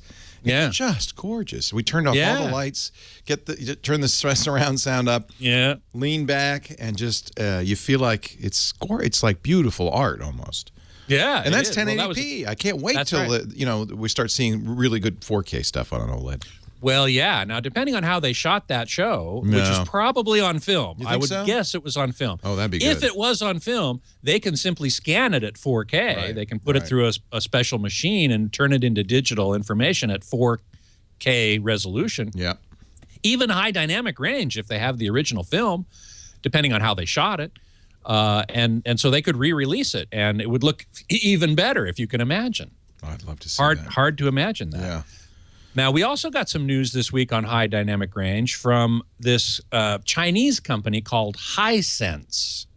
I don't know. Have you ever heard of Hisense? Oh, yeah. Hisense took over the Microsoft booth at CES. Yes, they did. Exactly right. That's how ambitious these guys are. Yeah, and it's a huge, huge company. Well, they just announced this week 2 new TVs, which are LCD TVs, but they use a slightly enhanced type of backlight, which is called quantum dot backlight. Their technical name for it is ULED, and they use U for ultimate. Ooh, scary. But it's really just quantum dots, which some other companies are using. Samsung, for example, is using it. And it's a way of getting a wider range of colors. But in addition, their 65-inch version, which is only $3,000, has this high dynamic range capability. And we are starting to see now some high dynamic range content, which is the other critical component, is besides delivery, is actually making high dynamic range content, which the studios are now starting to do. Fox has announced that all of its titles for home going forward are going to have high dynamic range in them. And so having the TV that is capable of doing it is great, but having the content is the other critically important part. And as I said before, we're not going to see that in broadcast, I think, for a couple of years at least. But we're going to see this Ultra HD Blu-ray format probably by the end of this year. That will certainly have high dynamic range. We do have high dynamic range streaming currently from MGO and Amazon Instant Video. I think Netflix has some too, and a relatively new streaming source called Ultraflix, I believe, has it as well. So we're going to start seeing that more and more. And when you see it, when you see 4K, Ultra HD with 4 times as many pixels as HD, you might say, oh yeah, that looks better, that looks more detailed, especially if you're up kind of close to the screen. But when you see high dynamic range content on a high dynamic range display, it doesn't matter. You could be across the room and you just go, wow, that's amazing. It has so much more impact than simply more pixels that I think I'm very bullish on it. I think it's really great. What about streaming high dynamic range? Is that going to come do that, yeah. to yeah, Netflix absolutely. and others? If you had the TV. Yep. You can do it now. Okay. MGO has a number of titles that are currently you can only watch them in high dynamic range on Samsung TVs because those are the only ones currently available that can do it. Right. But soon we'll have others from I'm waiting. LG. As soon as OLED high dynamic range UHD comes out and it's a standard, I'll do it. I was just searching. BBC is not doing an update on Planet Earth, but the company that made it which is called Silverback, has made an agreement with Netflix. They're going to redo it all in 4K, and I would guess ultra. Oh, I bet you high dynamic range. And I wouldn't be surprised. The only bad news is it's going to take them 4 years. It'll be out in 2019. Not serious. Wow. But that gives you an idea of why you might not be in a hurry to rush out to get hardware that supports this. Precisely. They're going to take a while, but boy, that will be the demo disc of 2019, ladies and gentlemen. Man, talk about jaw-dropping. It'll be amazing. Scott Wilkinson at avsforum.com, twit.tv/HTG for his Home Theater Geeks podcast, or, as you said, youtube.com/twithometheatergeeks. And he joins us every week, normally in the first hour of the show on Saturdays to talk home theater. Thank you so much, Scott. We always appreciate your time. My pleasure. Take care. Leo Laporte, the Tech Guy. More of your calls still to come. 8888. Ask Leah. Website, techguylabs.com. We'll be back right after this with more of your calls. Thank you, Scott. I really appreciate your... I know you have to run, but thank you so much. I do have to run. I will look forward to seeing you next week. Take care. Bye-bye. Bye. Our show today brought to you by my printer. Actually, if I could print out a radio show, I would. But certainly we use the Epson Workforce like crazy. We love the new Epson Workforce printers. You've heard us talk about them on the radio show. You've probably seen TV ads. But what they don't, and what I'd like to go into on our podcast ads is a little bit more technical detail, because I think when you understand what they're doing, you'll see what a massive breakthrough the Workforce Pro is. It's based on something called Precision Core, which is a technology that is remarkable. They have a great page at Epson on the details. And because you're a geek, I would definitely go into this a little bit more. It's fascinating. For instance, 40 million dots per second. 40 million dots per second. These were for high-speed industrial printers initially, but they've now brought these down to the small business and consumer level. The print chip itself is the Precision Core thing, and it's remarkable. Very high quality, very fast printing, In effect, my Precision Core printers print a page at a time. You don't hear them going through a line at a time. The page just goes zoop, zoop, zoop. It's incredible. Truly an amazing technology. Print shop quality. The colors are vibrant. The text is clear, but it's inkjet. It's not laser, which means you get a lot of the benefits of inkjet. There's no warm-up time. You can print on a wide range of media. They're very energy efficient. You cut costs without compromising quality and keep your business moving forward. We're talking costs about half that of a color laser. But man, do they look good. Epson, the next generation of inkjet performance. It's well beyond laser, and I want you to check it out. Go to Epson.com. That's where this video is, and all the information on the Precision Core next generation technology. Read up on it. Take a look at the printers. We have one at home and one at work, and I upgraded all my workforce printers to Precision Core. They're incredible. Epson, built to perform, EPSON, Epson.com.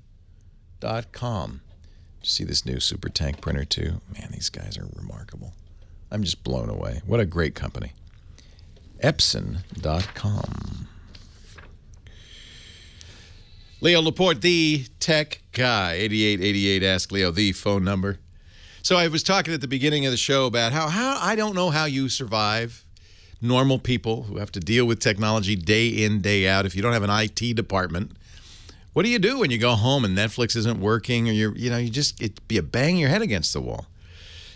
But I like to live on the bleeding edge. I'm using Windows 10 on my brand new Dell laptop. It came with Windows 8.1, but the Windows 10 upgrade was pretty painless. And I thought, well, I'm going to live on the edge here. You can, if you go into the advanced settings on Update and you've signed up for the Windows Insider program, you can get early releases of updates for Windows 10. So you can kind of be ahead of the curve. And, I thought, well, what could possibly go wrong? So I signed up. I think I signed up for what they call the fast ring.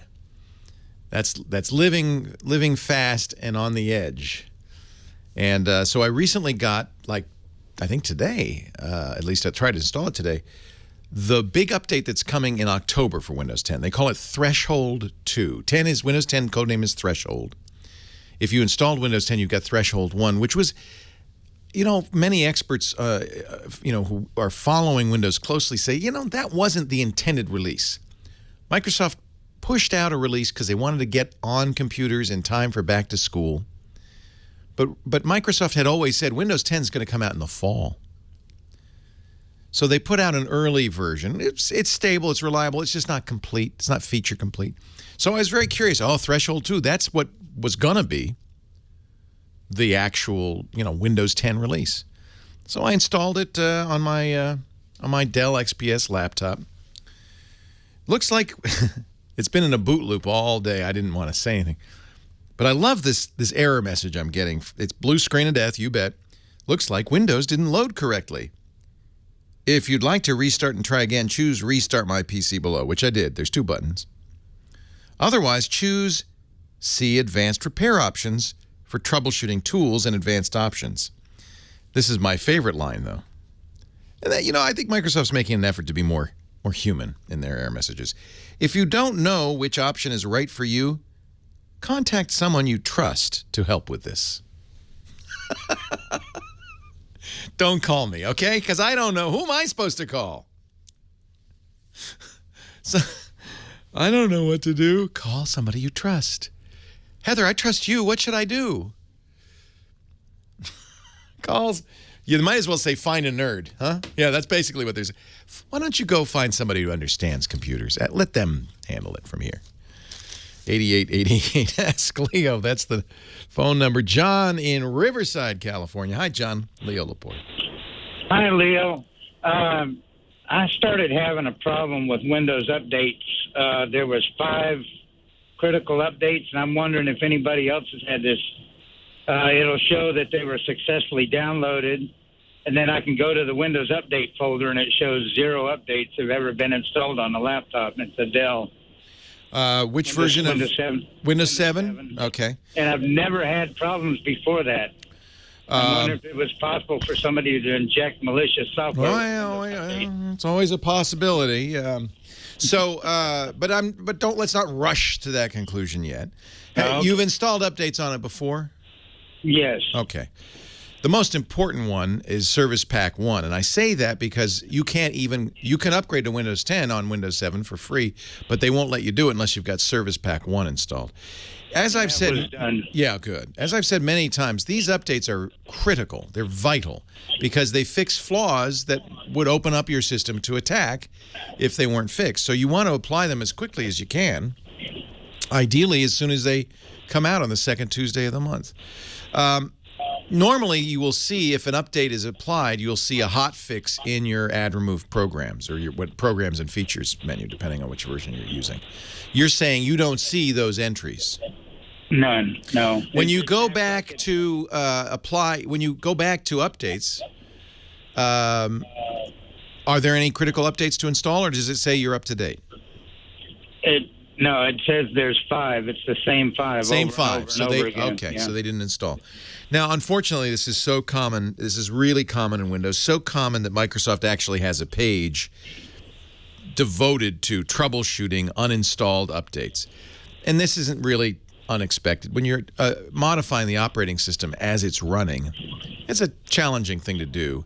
And it's not completely unheard of that you have a problem. The real problem is that once you get a block like that, once you have a failed update, you will not get any updates from now on. So one of those 5 failed, and Windows won't go on. It says, I'm not going to, you don't have the updates, and I'm not going to even apply any new updates till we get this fixed. So the first thing to do is Google, Microsoft Troubleshooter Windows Update. And it has a number of fixes, including, and this is almost certainly what you'll end up doing, removing the update that you tried to apply. You might have to modify the registry as well, and re-downloading and installing it. In general, the install in place, which is what you're doing, causes more problems than the download the update, then install it. And so a lot of IT guys will use that method. You can go in the Windows Update and download what they call the network updates, and that's so that an IT guy in a place where there's hundreds of Windows machines can download it once, put it on a USB key or put it on the network, and then install it on machine after machine after machine without re-downloading it. Sometimes that helps as well. But I would start by going to that troubleshooter and working through those steps.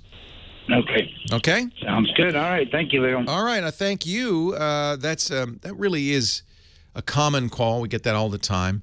And I want to underscore 2 things. First of all, not unusual. Doesn't mean it's malware. But you should fix it, because the second most important point is you need to keep those updates coming in. If you get a blocked update, that means you're not going to get anything more from now on. That means each and every month you're getting more and more vulnerable, because Microsoft is putting out fixes. Even on the brand new version of Windows, Microsoft is putting out fixes as they discover flaws. When they put that fix out, it's an announcement. It's telling the world, yeah, we have a problem.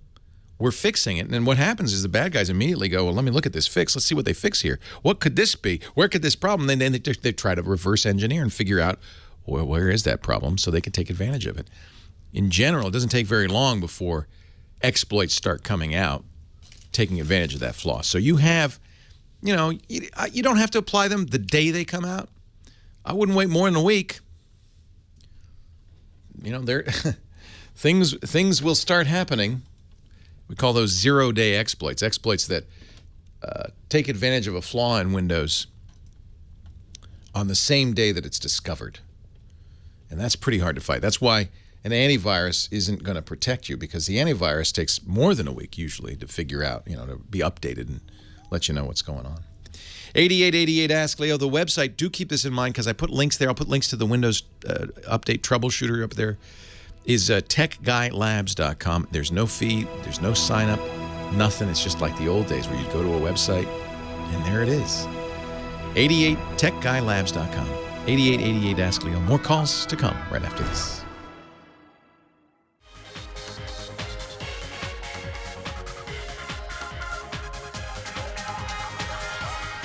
Well, Apple has sent its. Oh, I'm sorry. Hello. I should say hello. I'm a nerd. What? I don't have any social skills. Hello. My name is Leo Laporte. I am the Tech Guy. You're listening to the Tech Guy Show, Phone number is 8888 Ask Leo. Website is techguylabs.com. Can I talk about other stuff? Okay. Apple sent out an invite on Thursday to all the tame journalists, inviting them to a big event in San Francisco. Big event, which they do every year in the first week of September, and so it wasn't too much of a surprise. That's when the new iPhones are demonstrated, announced.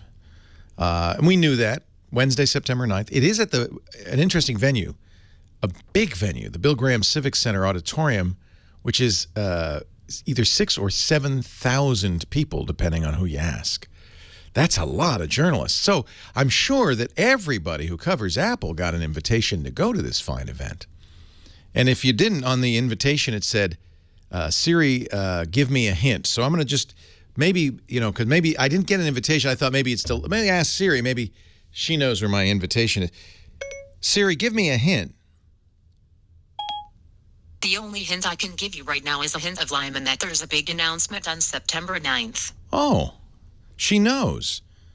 Siri, give me a hint. Can you get a hint? No, you may. However, get a what? Get a what? What?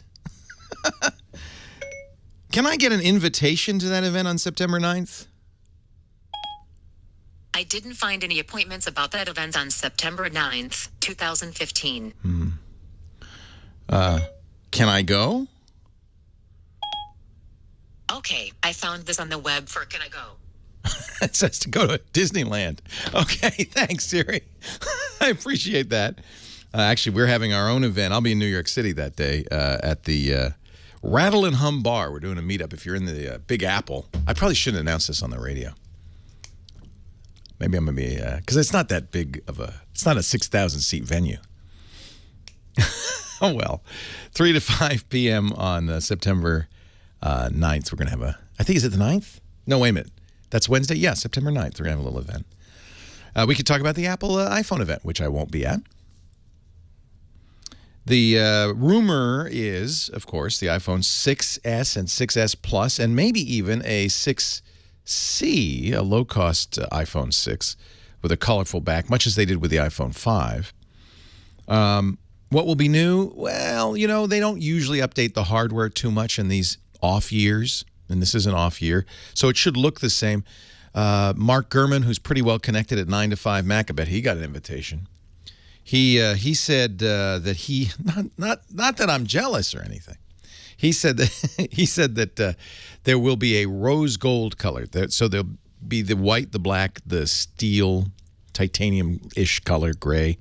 And then there'll be a new color, a rose gold color to go along with that. Not the gold. There's the gold, but then there's the rose gold.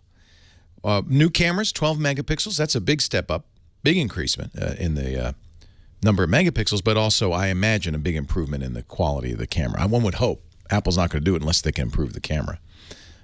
Rumor was 4K video shooting capability. And that makes sense because, well, frankly, every other the Samsungs have 13 megapixel cameras and have been shooting 4K video for years. So, yeah, that makes sense. Force Touch will be a new feature. You've seen that in the Apple Watch and on some of the new Mac laptops. The idea of Force Touch is you press a little bit, that does one thing, tap the screen. Press harder, that does a second thing. I've always found that a little hard to understand, and it's unpredictable what's going to happen. It doesn't work everywhere. I think Force Touch is a mixed bag, nothing I'm too excited about. Certainly no reason to get a new iPhone. And then there will be, I'm sure, a faster processor. They do that every year. They might even, I don't know, throw in a better graphics chip. It's not that the current iPhone feels much slower. We have seen rumors of a new Apple TV. I think that will happen as well.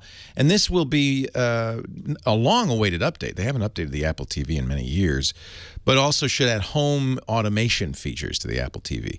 Google has a new router with home automation features. Microsoft is taking its Xbox One and making it more home automated capable.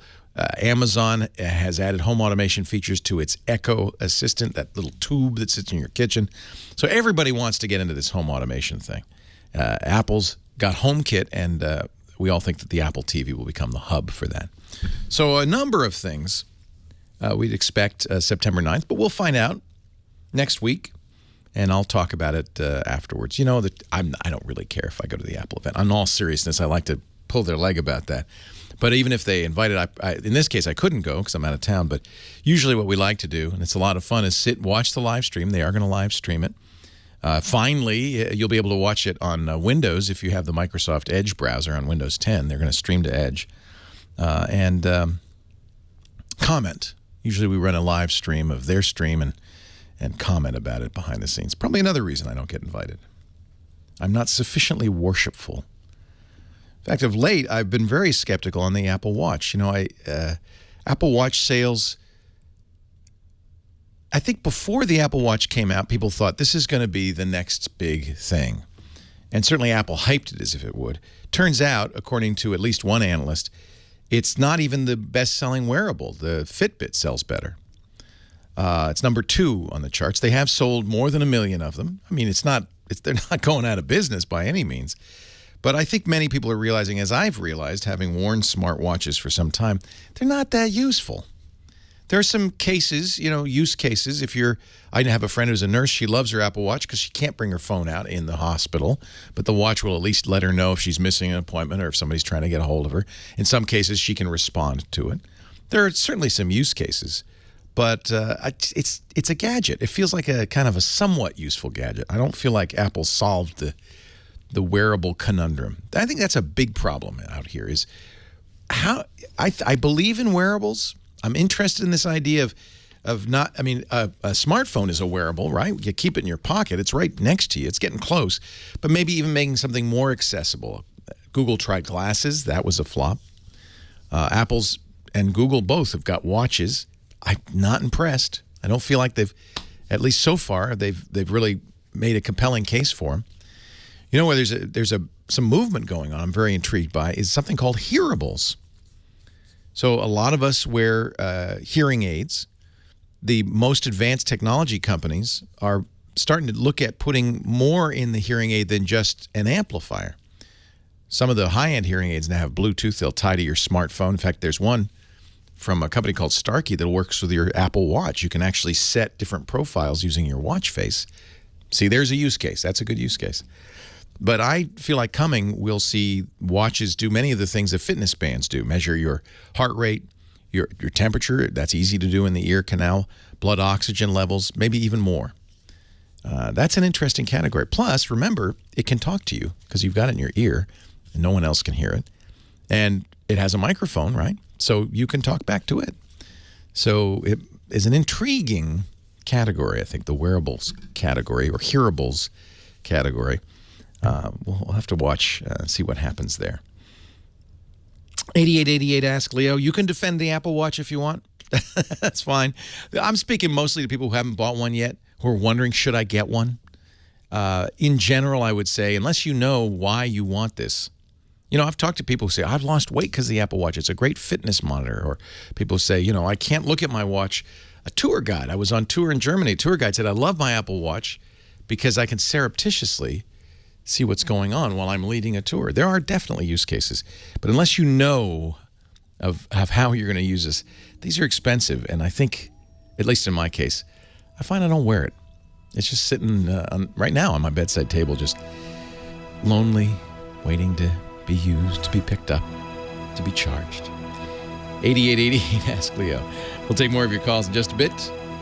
You stay right here. I am Leo Laporte, the Tech Guy. Leo Laporte, the Tech Guy. 8888 Ask Leo. That's the phone number. Pat's next. You've been very patient, Pat, in Corona, California. Thanks for hanging on. Yo, Leo. Hey, Pat. I'm having some problems. Usually, I take trips and take a lot of pictures, and when I get home, use my Pinnacle 14 to edit and make movies of my trips. And then I started to adjust the pictures, so I bought the Corel. Yeah, the drawing program. Yeah, to adjust the pictures. I'm never satisfied, even though I take great pictures. Never kind of satisfied with the way they come out, so I adjust them on the computer using the Paint Shop Pro. Yeah. But all of a sudden, just giving me a hard time accessing that program. So I called Corel. They said they don't support, questions about that program anymore. Paint Shop Pro, they don't support it anymore? No, Here's what let me tell you. No pro I know uses Paint Shop Pro. You want to step up and really make your pictures sing.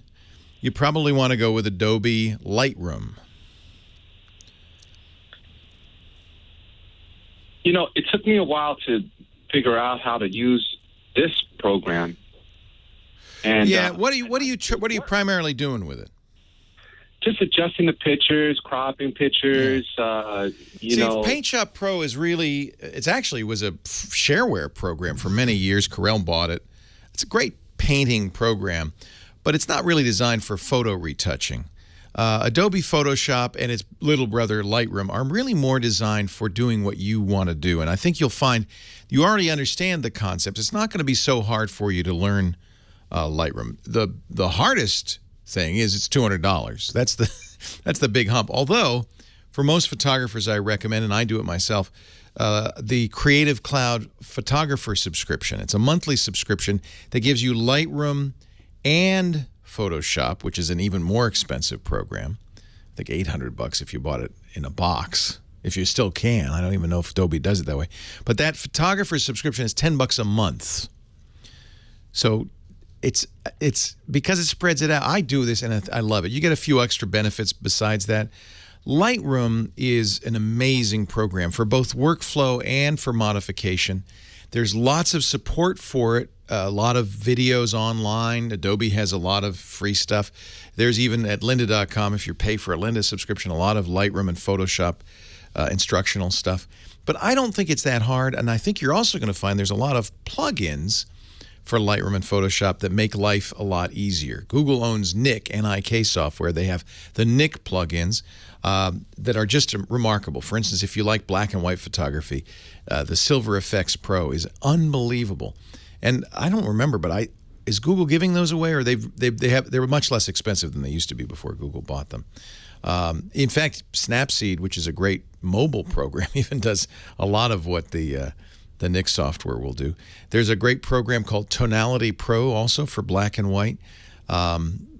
Alien Skin makes some great plugins that give you a lot of capabilities. For instance, a lot of digital cameras, when you get into low light situation, gets very grainy. They can amplify the picture, so at least you get a picture without a flash, but they also that turns up the grain. But that's not something that can be concerned about, because Lightroom itself and then a number of plugins for Lightroom can actually almost completely remove the grain. Grain is no longer an issue. It's really remarkable how far we've come in computational photography. So you're right. I think for most folks, photographers, the picture is just the beginning. The image, capturing the image in a file is just the beginning. That the real work of photography often begins on the computer with some of these tools. And as far as I'm concerned, there's no close second. Lightroom is easily, far and away, the best program out there. So if you're serious about it, I would say Lightroom. Yeah, I'm sad to hear Corel's no longer supporting Paint Shop Pro, because that was a great painting program, much less a photo retouching program. Somebody in the chat room is reminding me that Paint.net is also an excellent choice. And that's free on Windows, Paint.net, and very much like Paint Shop Pro. It's probably one of the reasons Corel doesn't bother with Paint Shop Pro anymore, because somebody's giving away a better program. So take a look at Paint.net. But what you want really is something that only Lightroom does, which is non-destructive editing. Lightroom takes an image, the original image, and you can modify it to your heart's content. But the original is always there, is unmodified. All the additions and changes and modifications you make in Lightroom are kind of sidecars to the original image. The original image stays untouched, and you get a complete history of all your changes. So it's very easy to unwind anything you've done if it doesn't look good, which I think encourages you to experiment more. There's just nothing better, in my opinion, than Lightroom. Somebody says Corel's still selling Paint Shop Pro, so maybe you just have an older version of Paint Shop Pro that they're no longer supporting. They want you to upgrade. Before you upgrade, I would take a look at Lightroom. And $10 a month, I think, is a great deal. You can download a demo of both Lightroom and Photoshop if you'd like to try before you buy, and I'd recommend doing that. It's just a superior program. Hey, have fun with your photography. It's the best hobby ever. Ed in Upland, California, Leo Laporte, the tech guy. Hi, Ed. Hi, Leo. How you doing? I'm well. Welcome. Good, good. Long time fan from watching you on TV years ago. Thank you. I appreciate your time. Thank you very much. Thank you. So my question is, I'm legally blind. I still use a computer. Sooner or later, I'm not going to be able to, I'm sure. Just a little background. My computer is only be able to be used in a contrast mode, looking for a black background or a dark background and white lettering or something like that. I no longer see color, so I'm living in a black and white world. But even what I see on the screen is getting harder to see clearly. Don't know whether I can do anything to enhance that. I'm running Windows 8.1. Does making it bigger help? Not really. It's not making it clearer. In other words, my resolution is like 1024 by 768. I've thought about bumping it up and then trying to enlarge the text or enlarge something. Or does the Mac do a better job? I mean, who's got a better job of assisting visual or visual aids, I guess, or something like that? I do think Apple has a better grip on it. But both Windows and OS X have accessibility features built in for blind users. Screen reading software, at some point when you can't see the screen anymore, will be hugely valuable. Right. So you're saying making the text bigger wouldn't help. I have a friend who has macular degeneration, and as his vision decreased, he just made the characters bigger and bigger to the point where he's looking one character at a time, but at least he can still read, right? Right. Well, macular degeneration means that he has no central vision, but he has peripheral. Right. I have the opposite. I have no peripheral, but I have central. But my vision, due to retinitis pigmentosa, means it's like looking. What I do see is like looking through a milky glass. Yeah. So everything's in a fog. I think the high contrast certainly is the first thing you do. I'm going to defer to our audience. Anybody have some suggestions? I'd love to hear it, and we'll talk a little bit more when we come back. Leo Laporte, the tech guy.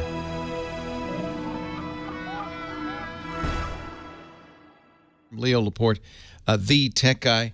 Creamy Corncob in our chat room says he's been very much helped in his low vision issues with a Chrome plugin, if you use the Chrome browser, called Deluminate. It inverts, this is interesting, it's more than just high contrast. It inverts the luminance of a website. So the light stuff is made dark and the dark stuff is made light. And he says that that's helped him quite a bit. There are a lot of solutions out there, certainly.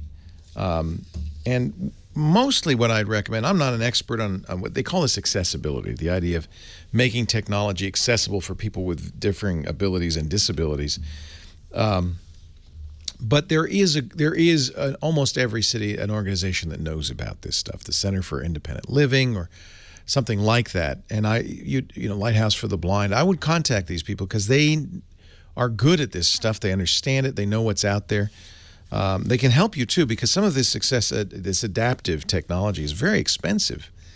When you talk about getting screen readers like JAWS, it's thousands of dollars. So a lot of times there's government assistance for that as well. But I would definitely take a look at some of the options out there. We'll put this in the show notes too. Give you a little bit more information. As I said, I'm not an expert, but I will rely, as I often do, on my fabulous chat room and listeners for additional support. Let's go to Laguna Niguel, California. Terry's on the line. Hi, Terry. Hi, Leo. Welcome. I'm a senior citizen on fixed income. I'm a long-time listener, but first-time caller. I'm not very tech-savvy, and I'm looking for a new TV. Nice. And my grandchildren tell me I need an HD TV. Grandma, I'm not coming over to watch TV anymore unless you get a new TV. You got that right. So I just bought my mom, 83, a brand new TV. Because I'm not quite that old, but but it was the same thing. The grandkids said, "What are you watching that for?" I think she had an old tube TV that finally died, And I said, hallelujah, I can get you a good TV. The first struggle with her was size. Because that old tube, in the old days of tube TVs, a 21-inch TV was huge. Oh, yeah. Not anymore. You want to... 46 right now. Yeah. No, you're going to want to start at a much larger size. But the good news is these new HD TVs are not as expensive as they used to be. I remember what the first HD TV we bought for was when I was doing a television show in San Francisco. This must have been 1995, 96. $10,000 for a 50-inch display. It was ridiculous. But they've come down a lot. And the company I'm going to recommend for you is a company I bought for my mom. It's called Vizio, V-I-Z-I-O. I know that brand. Yeah, you see them in the big box stores in almost everywhere. And they used to be considered a second-tier company. There was Sharp, there was Samsung, there was Sony, and then there was Vizio. And you know what? Vizio's doing such a great job, I'd say. In fact, our home theater guru agrees with me, Scott Wilkinson. They're a first-tier company now. And they give you a great bang for your buck.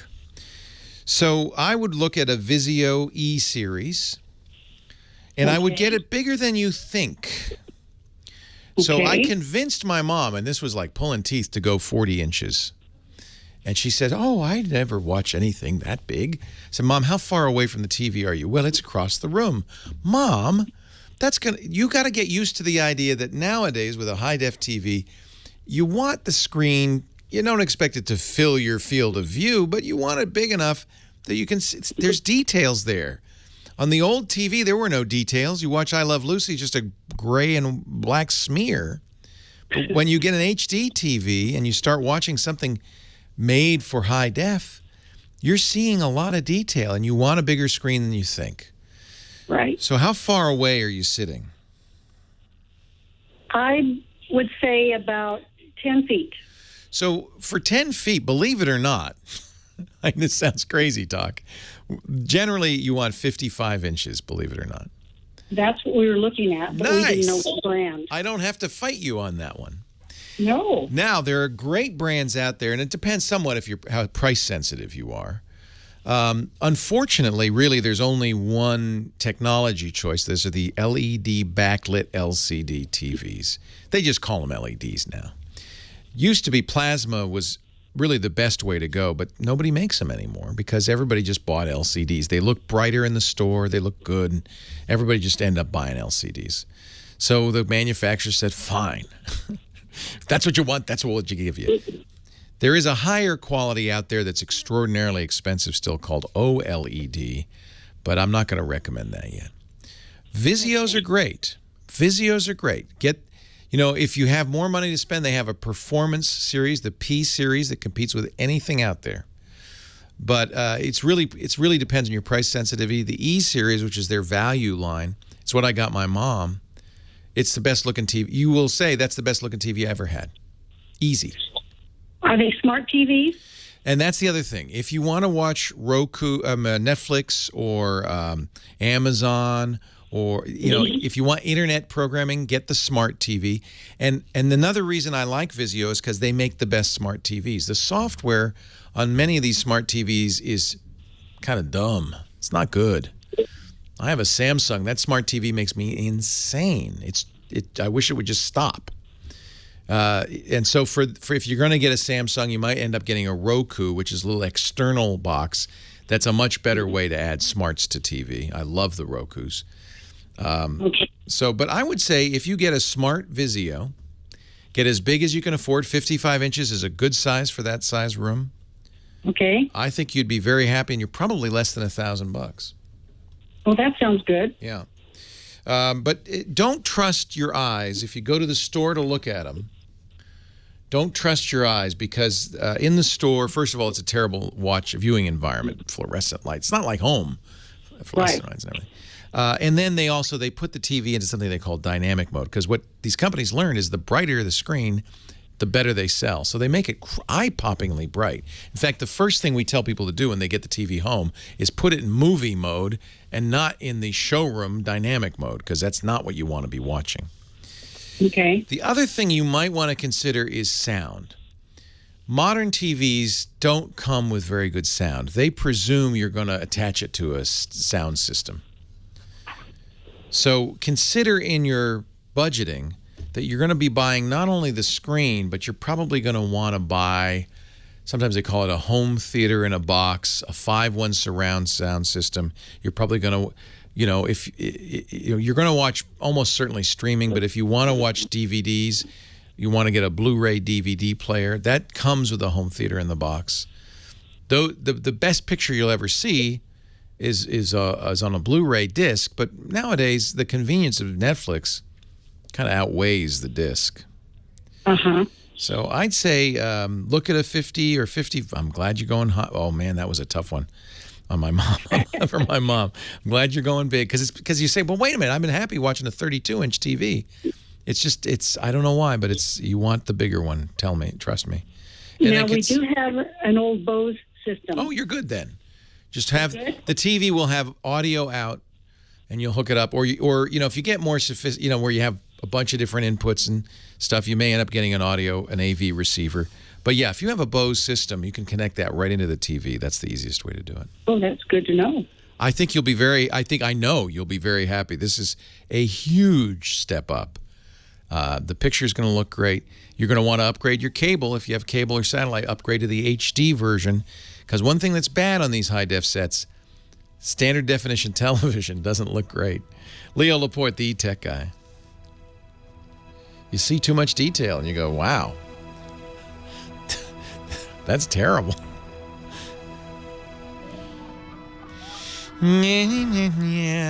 Oh my gosh, this show went by fast. I love it.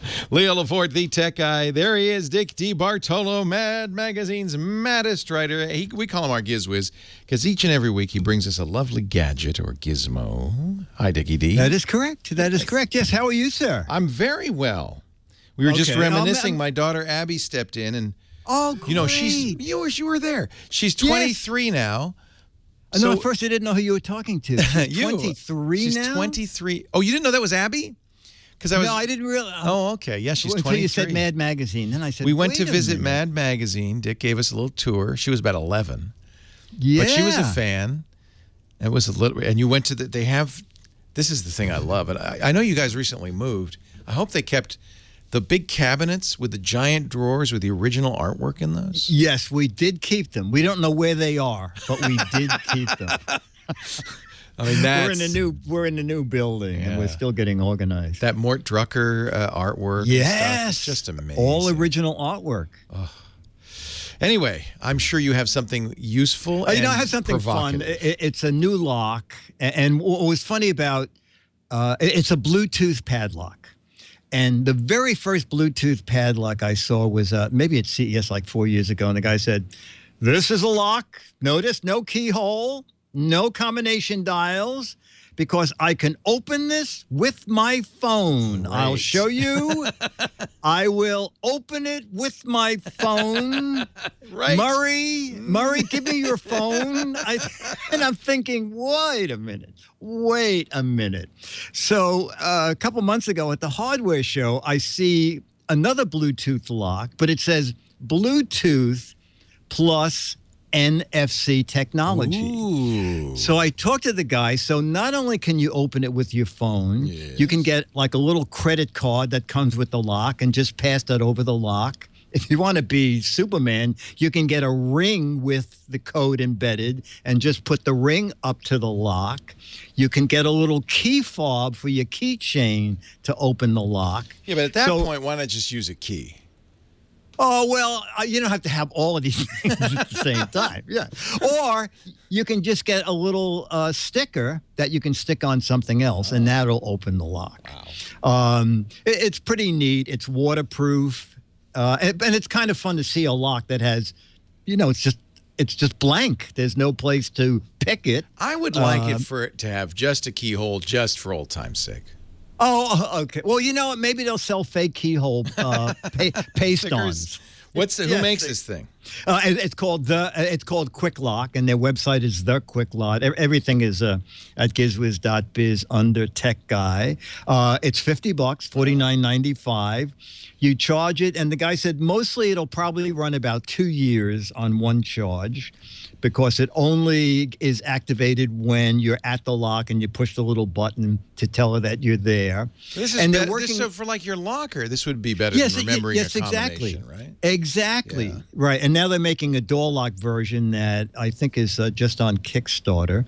And what's neat is the current app, it just lets you download multiple locks. And when you get to them, click which lock you want to unlock.